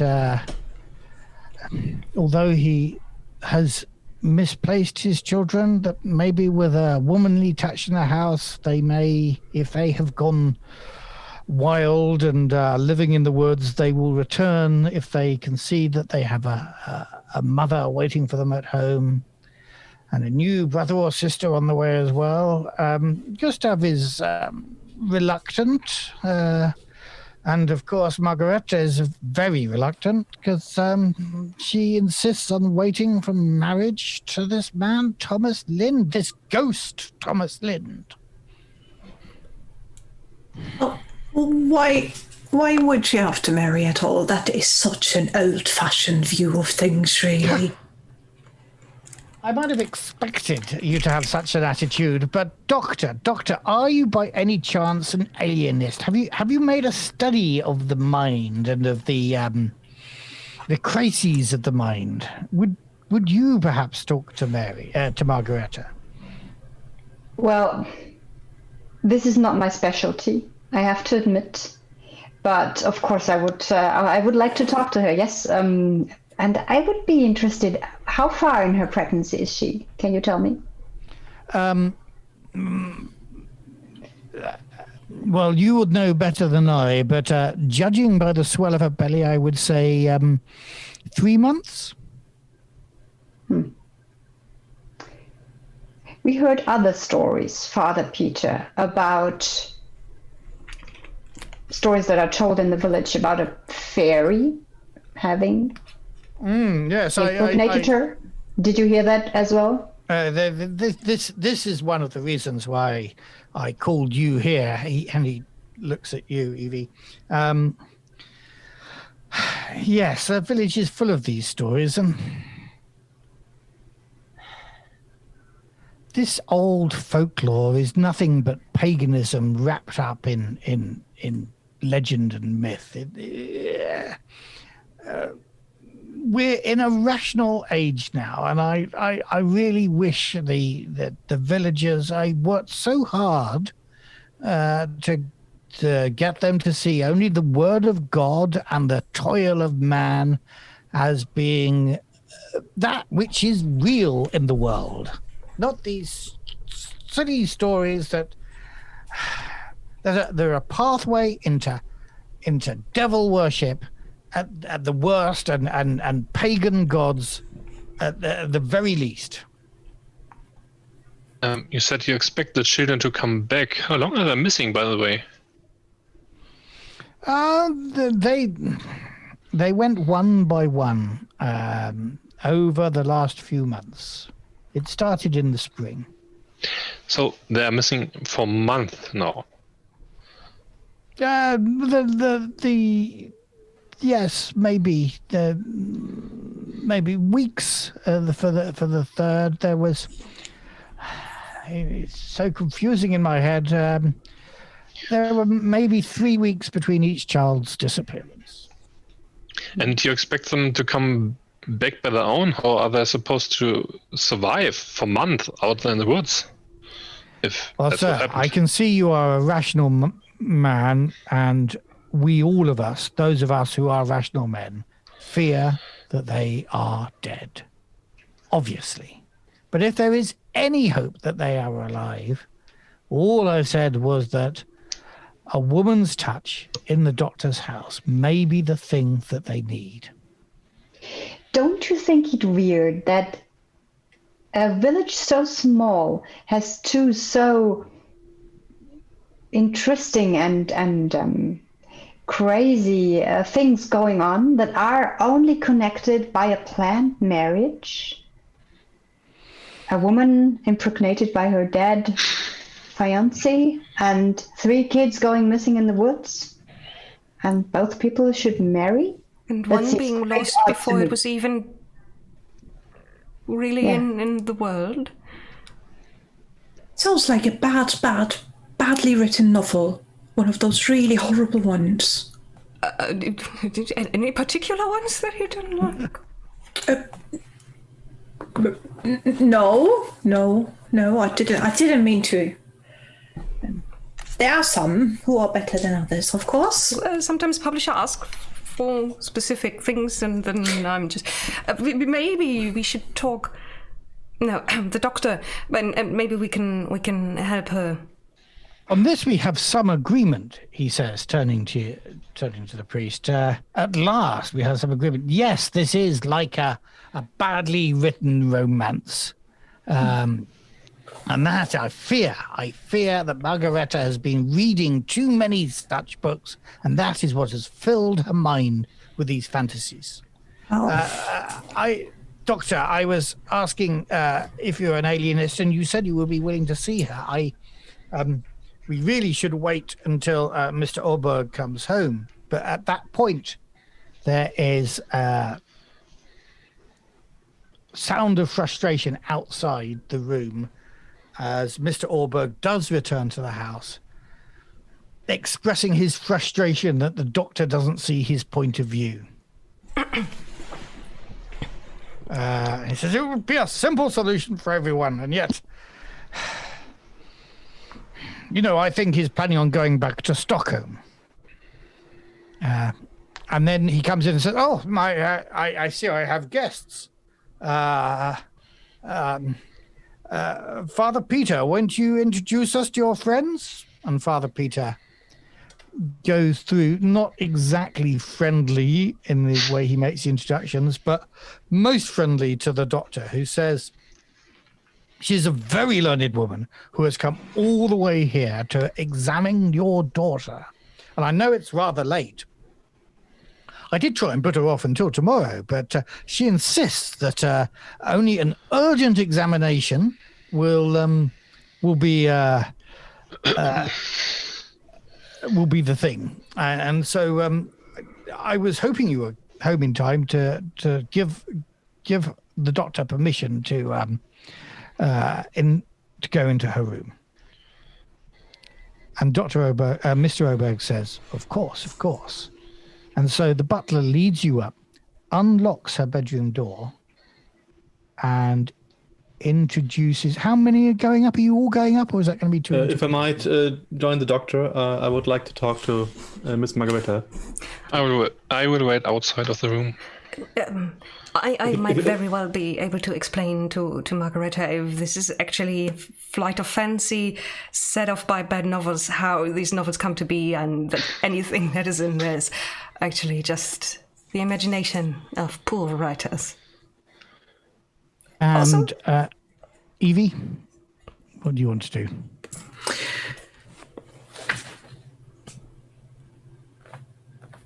Have a look around, really. Okay, so do you and Mirko want to look around inside the house or outside? Well, depends where we can go inside, really. I don't think we can rove around freely, can we? So No, probably, it'll be difficult to rove around freely. Yeah, so probably maybe we can both go together for a walk and then look through some windows if we need to have a look inside, or eavesdrops. An excellent plan. I agree to that. Let's start upstairs, though. In the room, you are introduced to Margareta, who seems to be very happy to see you. She puts a book to one side. She looks well. She doesn't look distraught. She doesn't look neurotic. She's glowing with a remarkably trouble-free pregnancy, as far as you can tell in your initial observations, Doctor. Mm-hmm. Okay.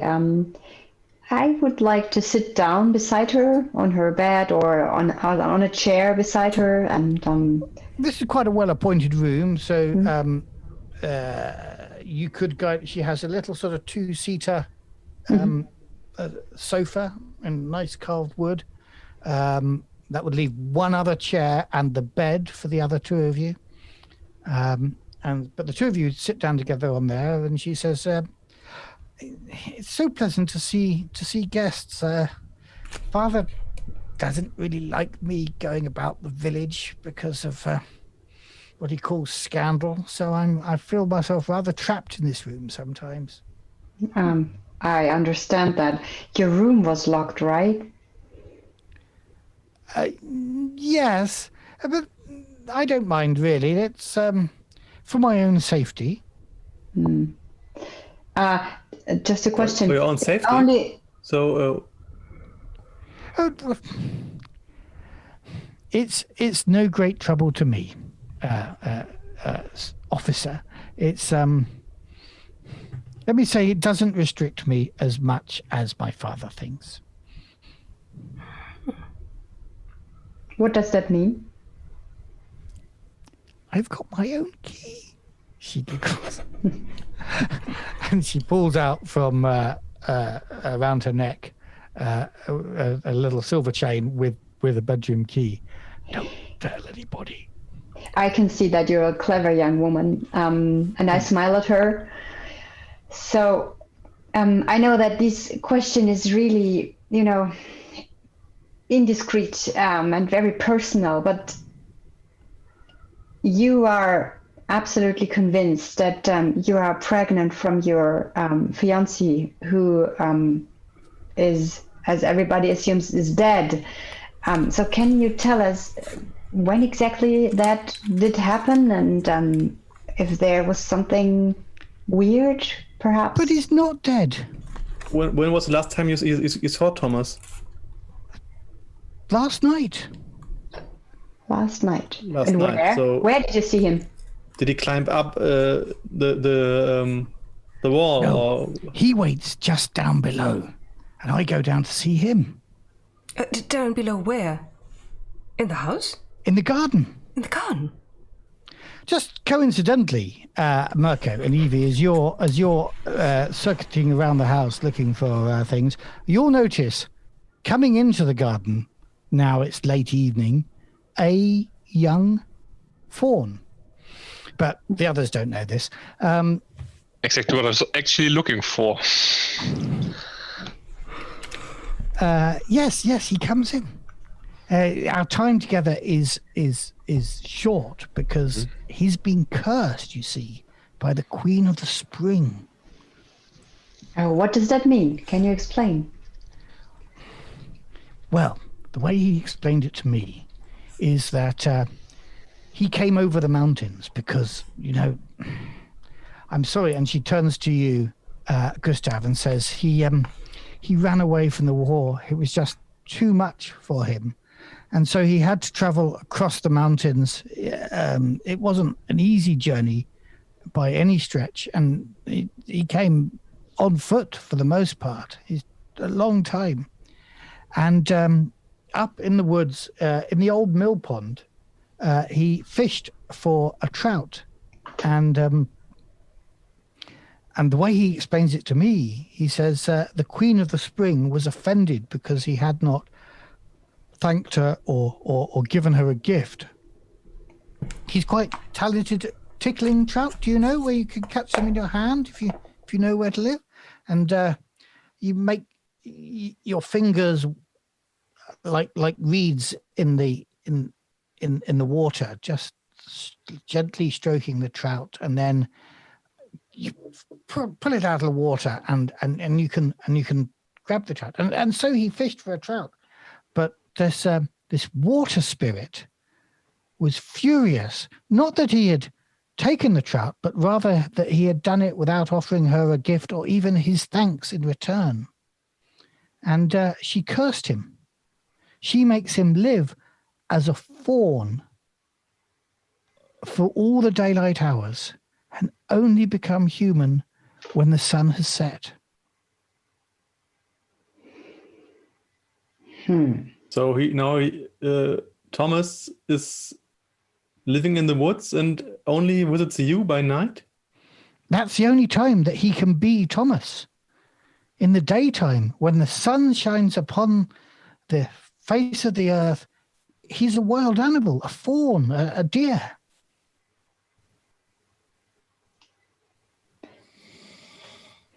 This fawn, by the way, in the garden that you're seeing is carrying in its mouth a bundle tied up with rope. Psst. Alma, can you see the fawn over there? Oh, dear Lord. Is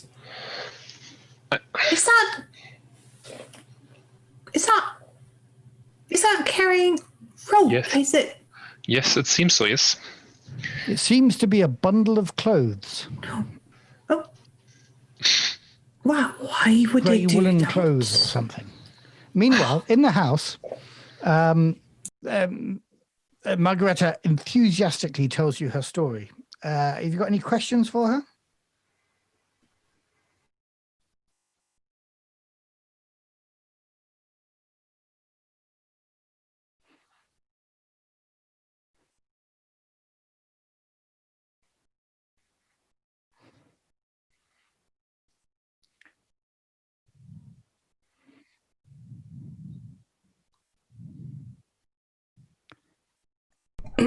Is it just?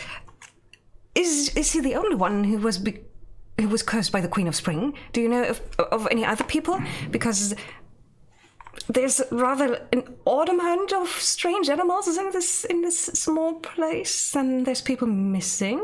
I kind of have the feeling that I can make a connection here, and I can literally make a connection because I've written it all down, and I can make lines here. Okay.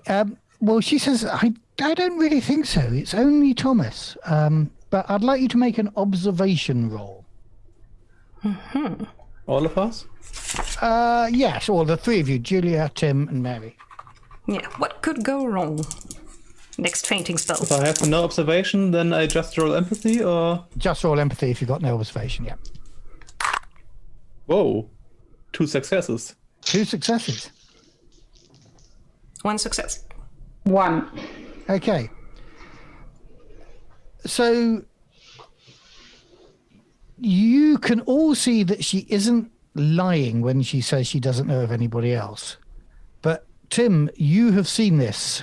As a dashing soldier, you have seen in many young women's eyes all over the world that when they're in love with a man in uniform, they think only about the man in uniform.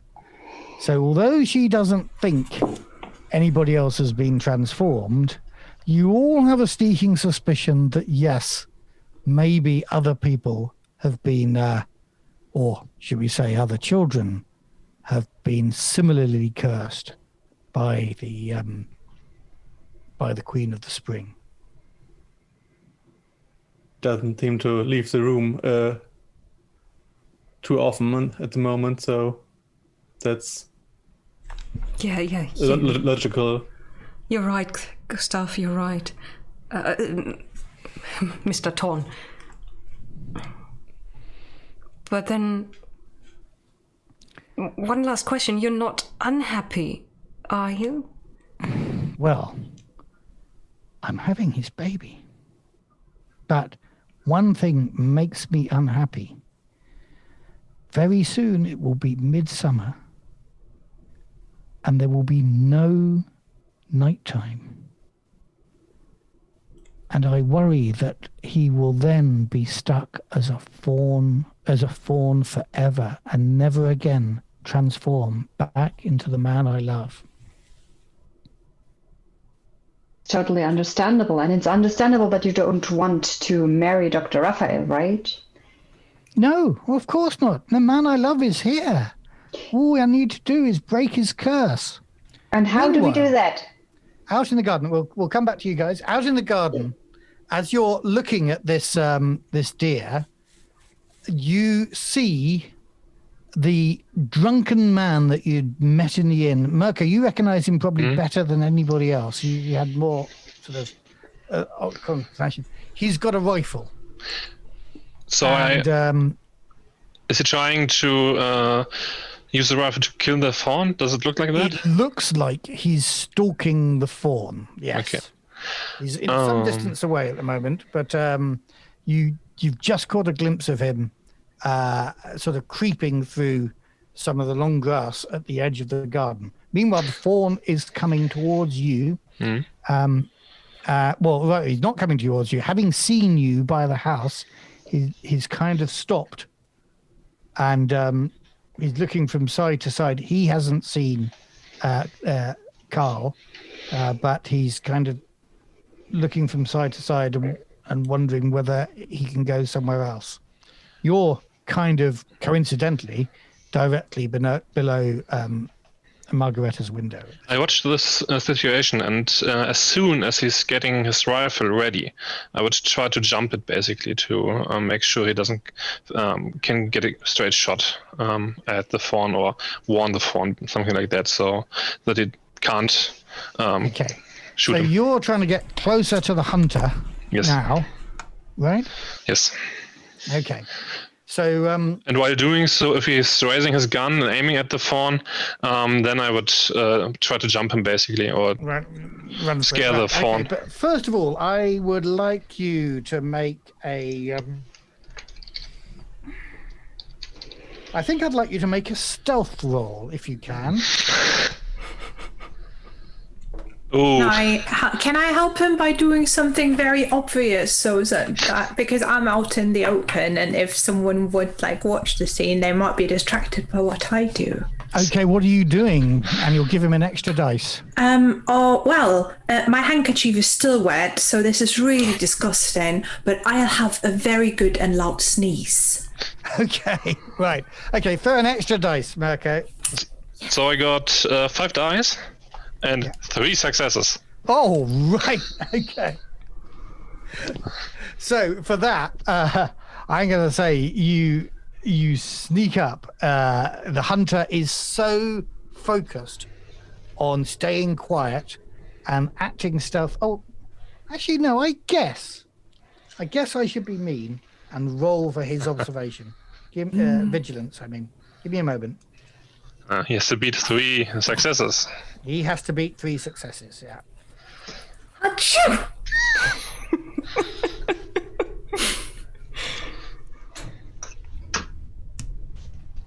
That was loud, but also very ladylike. I tried really Oh, hard. there we go. So his vigilance is 1. The chat says bless you. No, yeah, you're absolutely unaware of you, Mirko. So you can surprise him whenever you want. Yeah, I sneak on him and try to grab his rifle, to lower his rifle, and whisper in his ear, "Don't kill it. I don't know what it is, but you shouldn't kill it." And lower his Okay, I'm rifle. going to ask you: Are you going to use manipulation on this to convince him, I can try. given you don't know? Empathy. Ooh.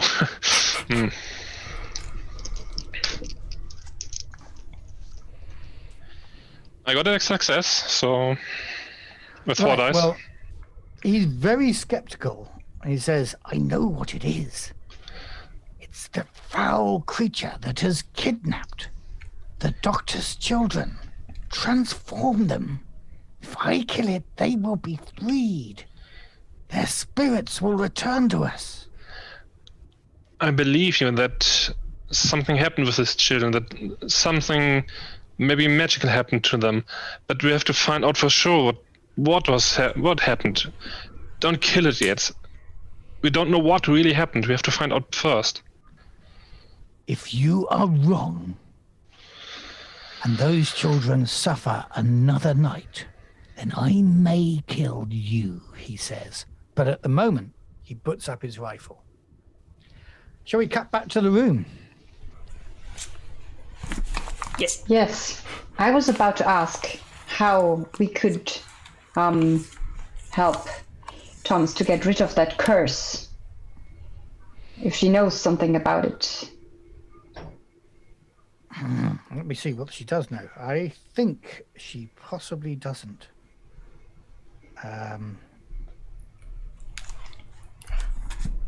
Well, Dr. Borelius, she said that the Queen of Spring cursed him because he took something that was hers and he made no offer to her, right? So Her idea, she says, is that we could go to the Queen of Spring and ask her to curse me. And then even if I have to live as a fawn, as a deer, with him in the daytime, at least I will be with him. And maybe at night we will be human again, but I'd rather live as a fawn and in love with him and with him than alone as a human. I look to our writer here and yeah, that's very romantic indeed. Just like a novel, don't you think? it But is. perhaps it's not necessary, perhaps. We don't know. Perhaps there is a solution. We could. How would we even meet her? Where do you find the Queen of Spring? I guess in the According forest? to Thomas, he was fishing in the mill pond.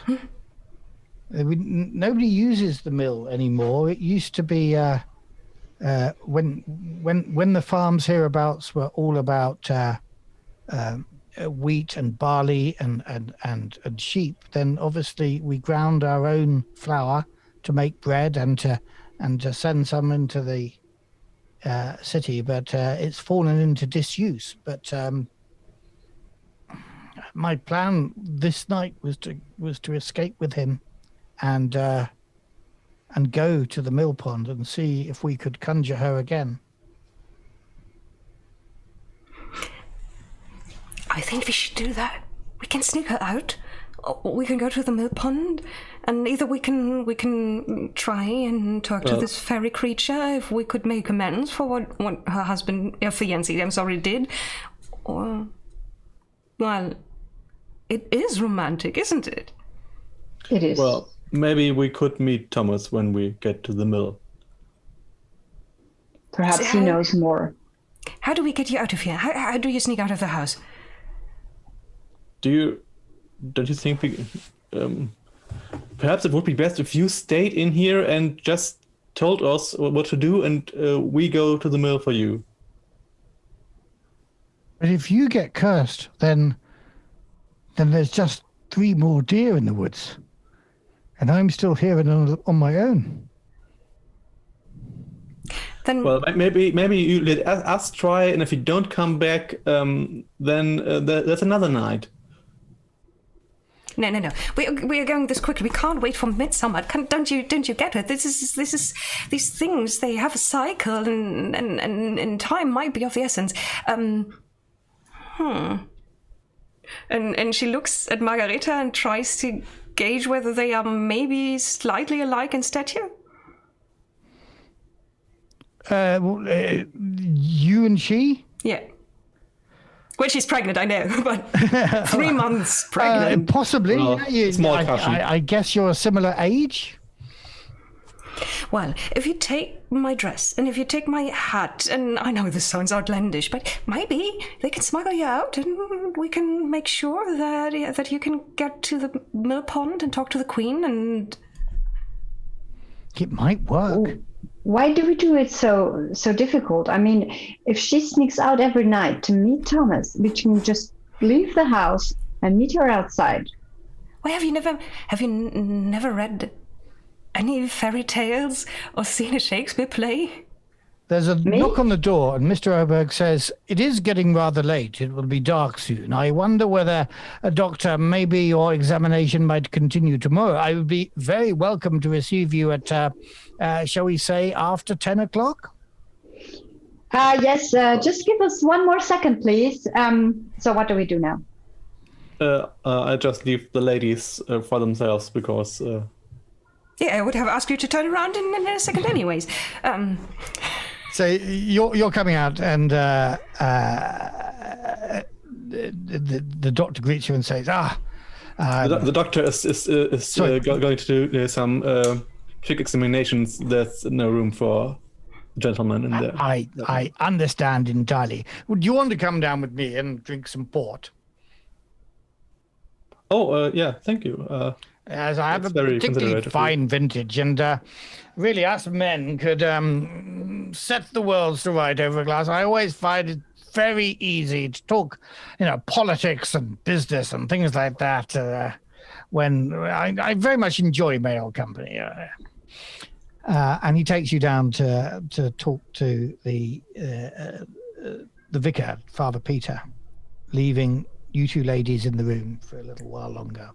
Miss Sundquist, what is your plan? How do we get you out of this room then? I mean, if you change Well, the disguise. most important thing is that we get her out. And if they at some point realize that I'm not her, what are they going to do? They're going to search for her. Yes, but then it will be too late. But don't you Could want to work. see what happens? I mean, Normally, I have to wait until everybody's gone to sleep, and that leaves my time with Thomas so short.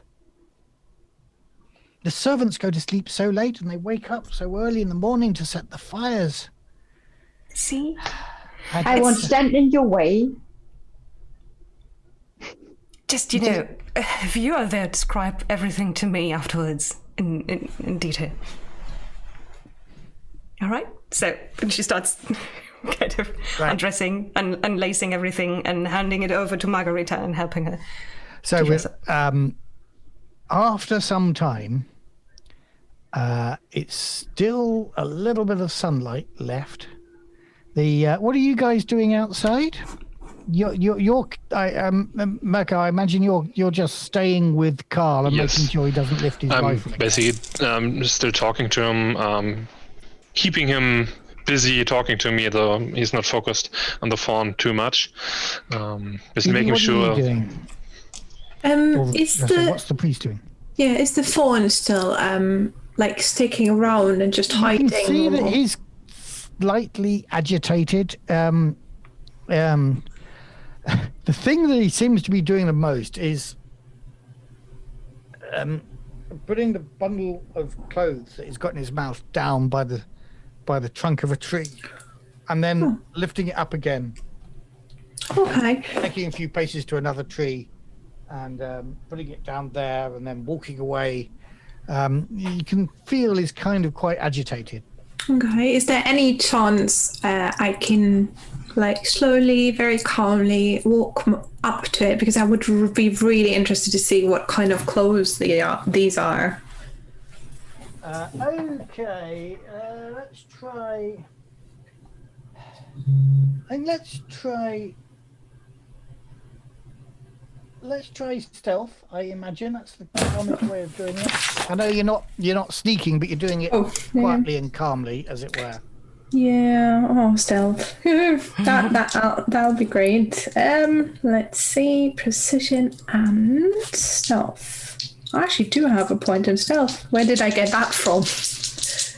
Someone's been sneaking out of the seminary. Well, yeah, apparently I have been. One success, that's... One success. One Okay, six. so you get close enough to realise that this bundle of clothes looks very old and very worn and very dirty, but it's the same colour as the uniform of the young officer, Gustav, who has been accompanying you in this investigation. Okay, so it's male clothes and a military uniform. Yeah. That is very weird indeed. And that colour is grey, by the way. Okay. And Can remember, Eric calling the spirit the Grey Man, and I think so did Carl the hunter in the inn. Grey Man. All right. Is there any chance I can sort of lure the fawn to come towards myself with or without the clothes? I don't care. I just would like to take a closer look at the animal. Like, I don't know, pretend to have food or... Inspiration. Yeah, make an inspiration roll. Okay.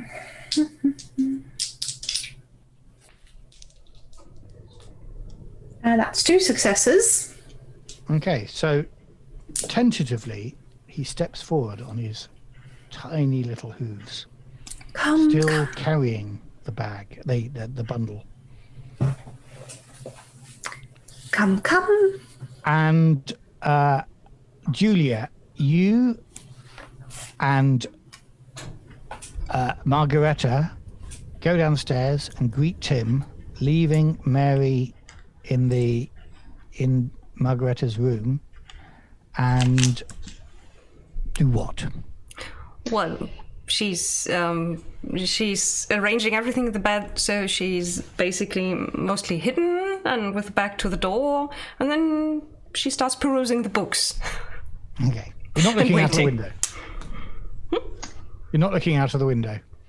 No, I'm not looking out the window because I'm not expecting anything to happen right under our window. So, Julia, Tim, what are you guys doing? You've now got you're kidnapping the daughter. Yes, and I think that Mr. Oberg wanted to speak to me. I presume at least. So I would try to get Margarita out of the house already, perhaps. I call for Mr. Thorne. Can I have a word with Mr. Oberg, and perhaps we will meet outside? Yeah, of course. So, Mr. Oberg, Father Peter, yeah, I wish you a good day. And okay, so I'm just going to rush this forward because I see we're taking even more time than I said I'd take.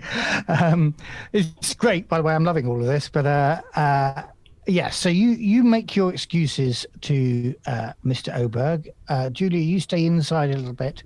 Tim, you hurry out just as the sun dips below the horizon, and then Evie, Mirko, Tim.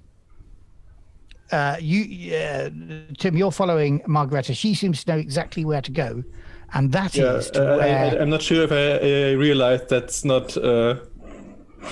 It's not Mary. It's not Selma, so... Yeah, but she's running, almost running, I should say, around the side of the house to where she sees Evie, who's, as the priest is the deer is dropping the bundle of clothes into your hands, Evie, just as the sun dips below the horizon. And then the deer arches its back. It looks incredibly uncomfortable. And then down again. His form seems to be changing as...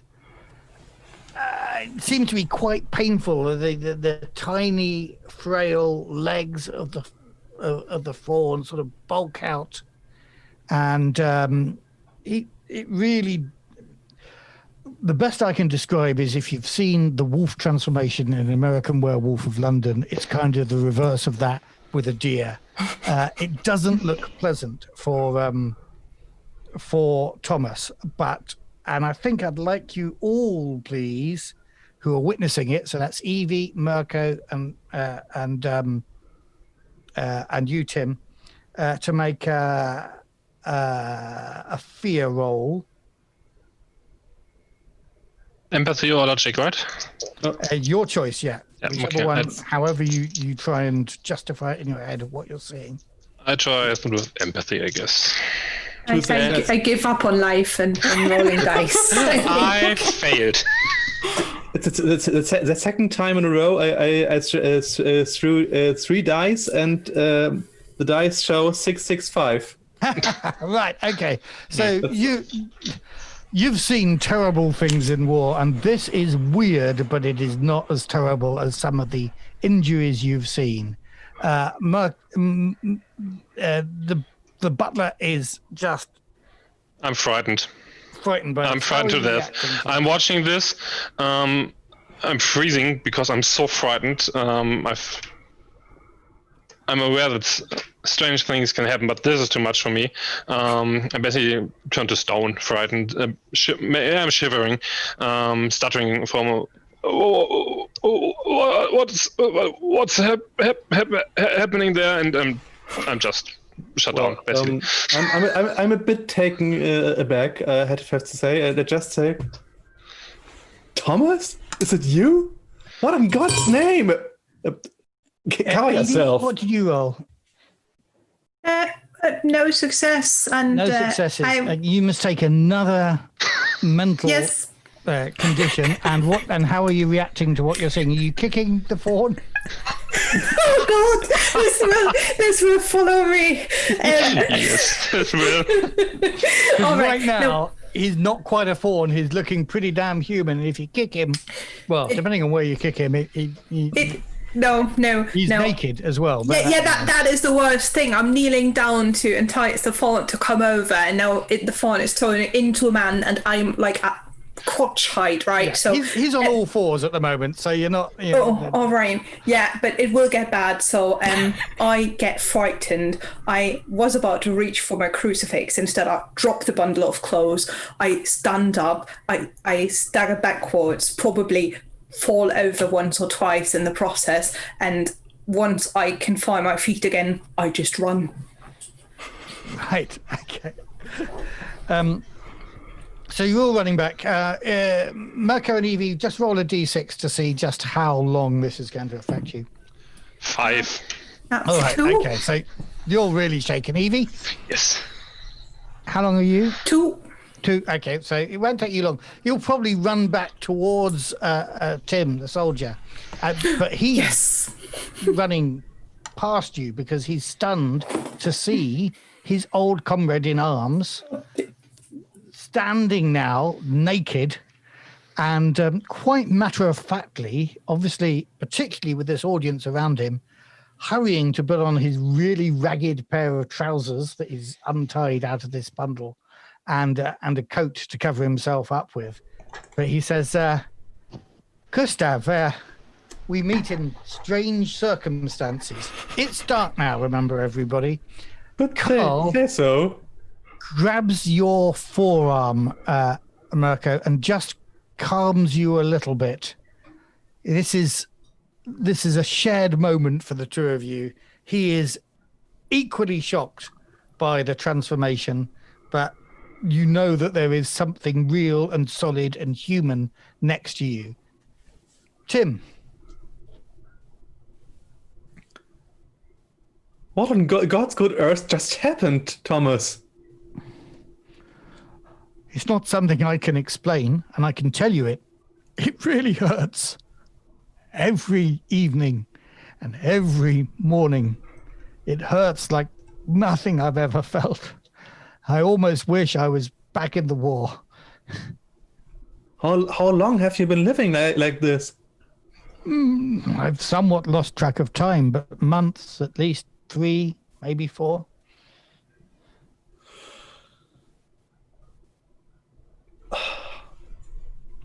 And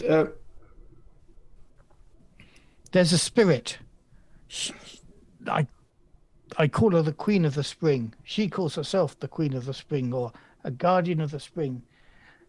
This is real. This is really real. It's as real as I stand before you now. This defies all logic. It's like something out of a fairy story, I know, but I've lived with this curse. She's so angry that the people of the village have forsaken her. Forsaken her? Yes. Did they? Years ago. Did the village acknowledge her? years ago, every spring, they would, as the flowers came out, they would create a great floral portrait of her, a beautiful woman, and they would carry it up with great procession towards the mill pond, and they would slip it into the mill pond and let it break apart. And the queen says she loved it. It was a way of the village thanking her. But since they stopped using the mill, they stopped the procession.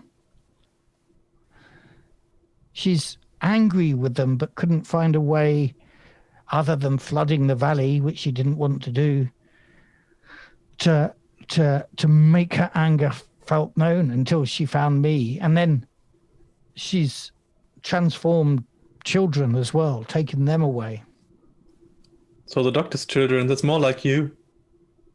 Yes, yeah. They don't transform back into humans at nighttime, though. They stay in their form. They've been in animal form. Well, because there's no one they love? I'm sorry, I missed what you said. Is it like Margareta is your anchor to this world? To being human? At nighttime, I'm human. When the sun shines, I'm an animal. And the children, I don't know what she's done to them. Maybe it's a bit different. They're kind of animals all the time, but they have their human spirits with them. It's difficult. Sometimes I see them in the daytime as humans, but nobody else does. Everybody sees them as animals. Oh. I think I know someone who saw them. Or one of the girls, at least. Mary, you wanted to say something? Yeah, can I hear the commotion? People screeching and falling over under the window. Yeah, I think you probably did hear the Evie crying and running away, crying out and running away. Yeah, and probably it's a mixture between cries of desperation and muttered Bible verses. Then the window opens, and I glimpse Selma in nightgown. She's at the mill pond. Thomas. You are Thomas, right? Selma, what are you doing? She's here, actually, Margareta. But she says, Thomas, we should go to the mill pond now. Let us make our peace on behalf of the village. With the, if this is the reason why that she's angry at the village, let's offer her our love. Selma, you should come down immediately. This is madness. Why? It's a really good story. Humans aren't supposed to be in this kind of story. Then what are they in what kinds of stories are they supposed to be? In the ones where they get ripped apart and with monsters? This one is one of the nicer ones. But I'm sorry. I'm really sorry. I didn't believe you. Well, fine. Let's all go to the stupid mill pond and let's all try and sort this out. And she starts climbing out the window in a nightgown with a book on her arm. I ran up to her and try to make her not make her fall. I guess that's an agility roll. That's an agility roll, I think. Yes. Okay.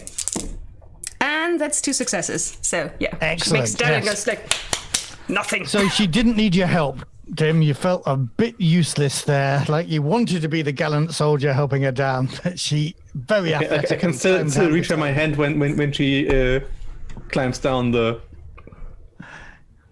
window. If you are against them finding happiness as half fawn, half human, then we should talk to the Queen of the Spring and tell her that try and make things right, and then she should turn everyone back into human form. Yes. Right? For the first time, I'm agreeing with you. This is a total irrational thing to do. under the given circumstances. I'm sorry. I think by this time, the rest of you will have recovered from your fears. Yeah, if not, I can help, maybe, or hopefully help the butler regain composure by, praying with him. I'm standing up, getting myself back in order. That was... So, Carl seems what kind more of... relaxed about what he's just witnessed because of the way that the rest of you have dealt with this. It doesn't look like he's going to shoot anybody anymore. I'm glad that you didn't shoot. You can put this rifle away.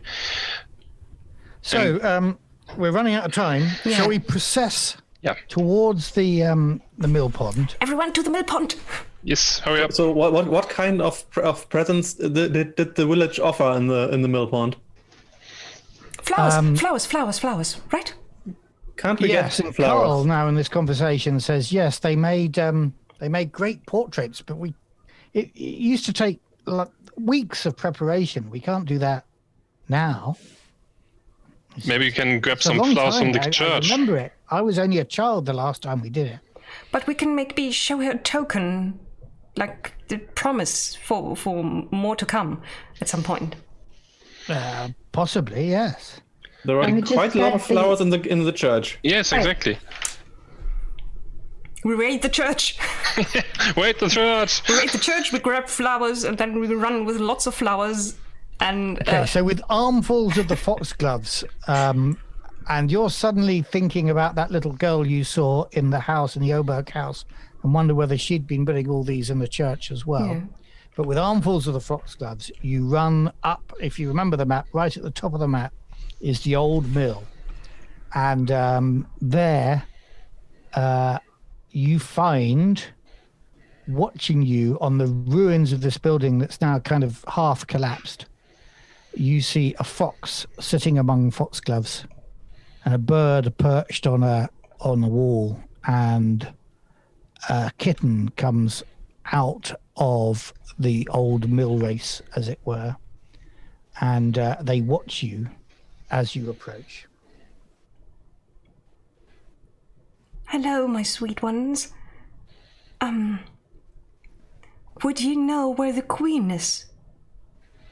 We have brought flowers and old Carl and some people who would like to talk to her. And they look towards the still mill pond, and the moon is shining down now, so there's enough light to see closed water lilies, which start to move apart, and out of a mill pond comes just the head and eyes of what looked to you like an incredibly beautiful woman, but her eyes are cold, and she looks at you unspeaking.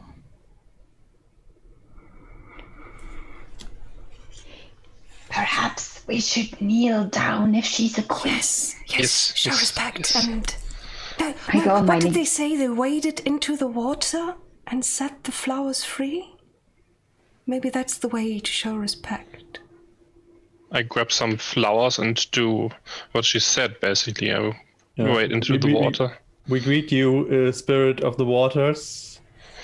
We offer you a gift and the promise of the gift of the years to continue again. And while you are saying that, I release the flowers onto the water and hope she's not too mad about that. And a little bit more of her head comes out of the water and her shoulders, and she looks about her at the scattered flowers.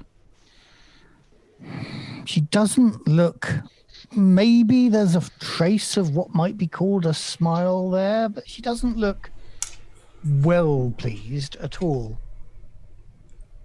It's a bit improvised, I know, but we want to make sure that the old relations the humans had with you will be restored. And I bow a bit for her. Margareta suddenly takes Thomas's hand and says, we should marry here in the waters. We have a priest. We should ask the queen do. to bless our marriage.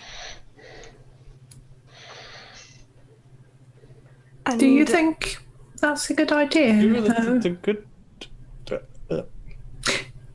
I think, Your Majesty, and she does like a tiny curtsy, the people remember you now and they know that you are Roth, and if you give them back your children, I think they might give you back their faith, and these two young people, they might be the first ones to bring back the flowers and the gifts and the respect of everyone in this valley. So if you show a little bit of grace and a little bit of the life that you give to this land and a little bit of mildness, then they will return it tenfold. She kind of looks a little bit like asking tenfold is okay to the I nod. Greta couple. looks at you and your dog collar, and although she's not particularly aware of women priests, she says, "Please, Vicar, marry us as we stand here in the mill pond." Who am I to refuse this request? So, Do you want to Let's make an keep it short. inspiration roll Yes. for this unusual service? the worst marriage ceremony ever, probably. Can we help?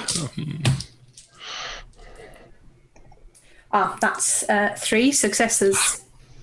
Please, Not that bad. Of course, what I should have been saying, actually, for the inspiration roll, but I'm not going to spoil it now, is that you, for each mental condition, you should have taken a dice away from your pool. But I forgot to mention that. That's Still a fine. success. Just for any listeners who are screaming at Twitch that I've forgotten to tell you that, then that's what you should have been doing. But you got 3 successes. It's the end of the evening. We want a happy ending, don't we? We do. So you make a speech. You say the words of the marriage. You look for witnesses, and particularly, of course, you include the Queen of the Spring among the witnesses at this moment of love. And she seems to be satisfied with that, and you see just a hint of a smile before she descends into the water. Almost as you watch, she becomes the water. And the moon shines down on the placid lake, the mill pond. And then the water lilies, even though water lilies only open in the nighttime, where the moon shines, the water lilies open. And that seems to be the Queen's blessing on the marriage. And I suggest we end it there. This is a very good point to end it, because bad consequences have not been mentioned yet. Yes. Now, if we were doing the full game, obviously there'd be experience points. There'd be an aftermath of this. There may still be many bad consequences. But let's just say that then, when the dawn comes, not only does Thomas not turn into a fawn again, but the children are transformed from their animal forms into real three-dimensional children again. And you appear to have lifted the curse from the village. But I think you're right. They've got to carry on thanking the Queen every year at least for their for the bounty she brings, the lush pastures that they've forgotten about. Well, someone's going to write a book about it, so they better don't forget. And we let the villagers know that they really should take this seriously. And the doctor should write something about Thomas's mental illness, which made him forget everything and run away from the army, so he doesn't get Oh, God, yes. Court-martialed, yeah, that would be And bad. executed. Hopefully not. Yeah, that's a good idea. Very good. We are going to take care of everything. Yeah. So, since it's now pretty late, I'd say we Brilliant. wrap this that up took quickly. 3 hours rather than 2. I'm sorry about that, but it's because your role playing was all so great, and I just loved sort of sitting back and watching your conversations. I'm sorry, it happens. And it was great fun, I have to say that. It was a lot of fun. It was very, very, very moody, very beautiful description, and I'm honestly very happy that we managed to visit Sweden last summer, because I could kind of put the pictures of the places we knew in there. I knew exactly what the church looked like. Yes, what a church or the place would look like. And as the chat was also very excited and liked the storytelling, and they said they got like little, basically Lady Hawk vibes, if anyone else knows the movie. Oh yeah. A little bit of Lady Hawk. It's actually inspired by there's an American group called the Decemberists, who have a lovely album that I recommend everybody should listen to, called The Hazards of Love. Oh. And quite a lot of elements of this come from that story. So so anybody listening, break out the Decemberists' Hazards of Love on your Spotify or your iTunes or whatever it is you listen to, and have a listen to that. It's great. And All have modern, it as a let it run in the background if you ever rewatch this. That is. So thank you so much, Matthew. Well, thank you for game playing. mastering this for a great us. pleasure. I hope you've enjoyed it. It's not been so horrific this time. I ran the Silver of the Sea for Spiel a couple of days ago, and that pretty much could have killed everybody. But no, this one was actually rather beautiful. And thank you everyone else. And then I'm going to send you off to bed, because we're waiting for our one last guest for our final, basically wind down show of the night. And I'm just going to let him enter and bid goodbye to you. So thank you, Evie, Nick, Julia, Thank you very much. Thank you. Bye. Thank you. Bye-bye. Bye.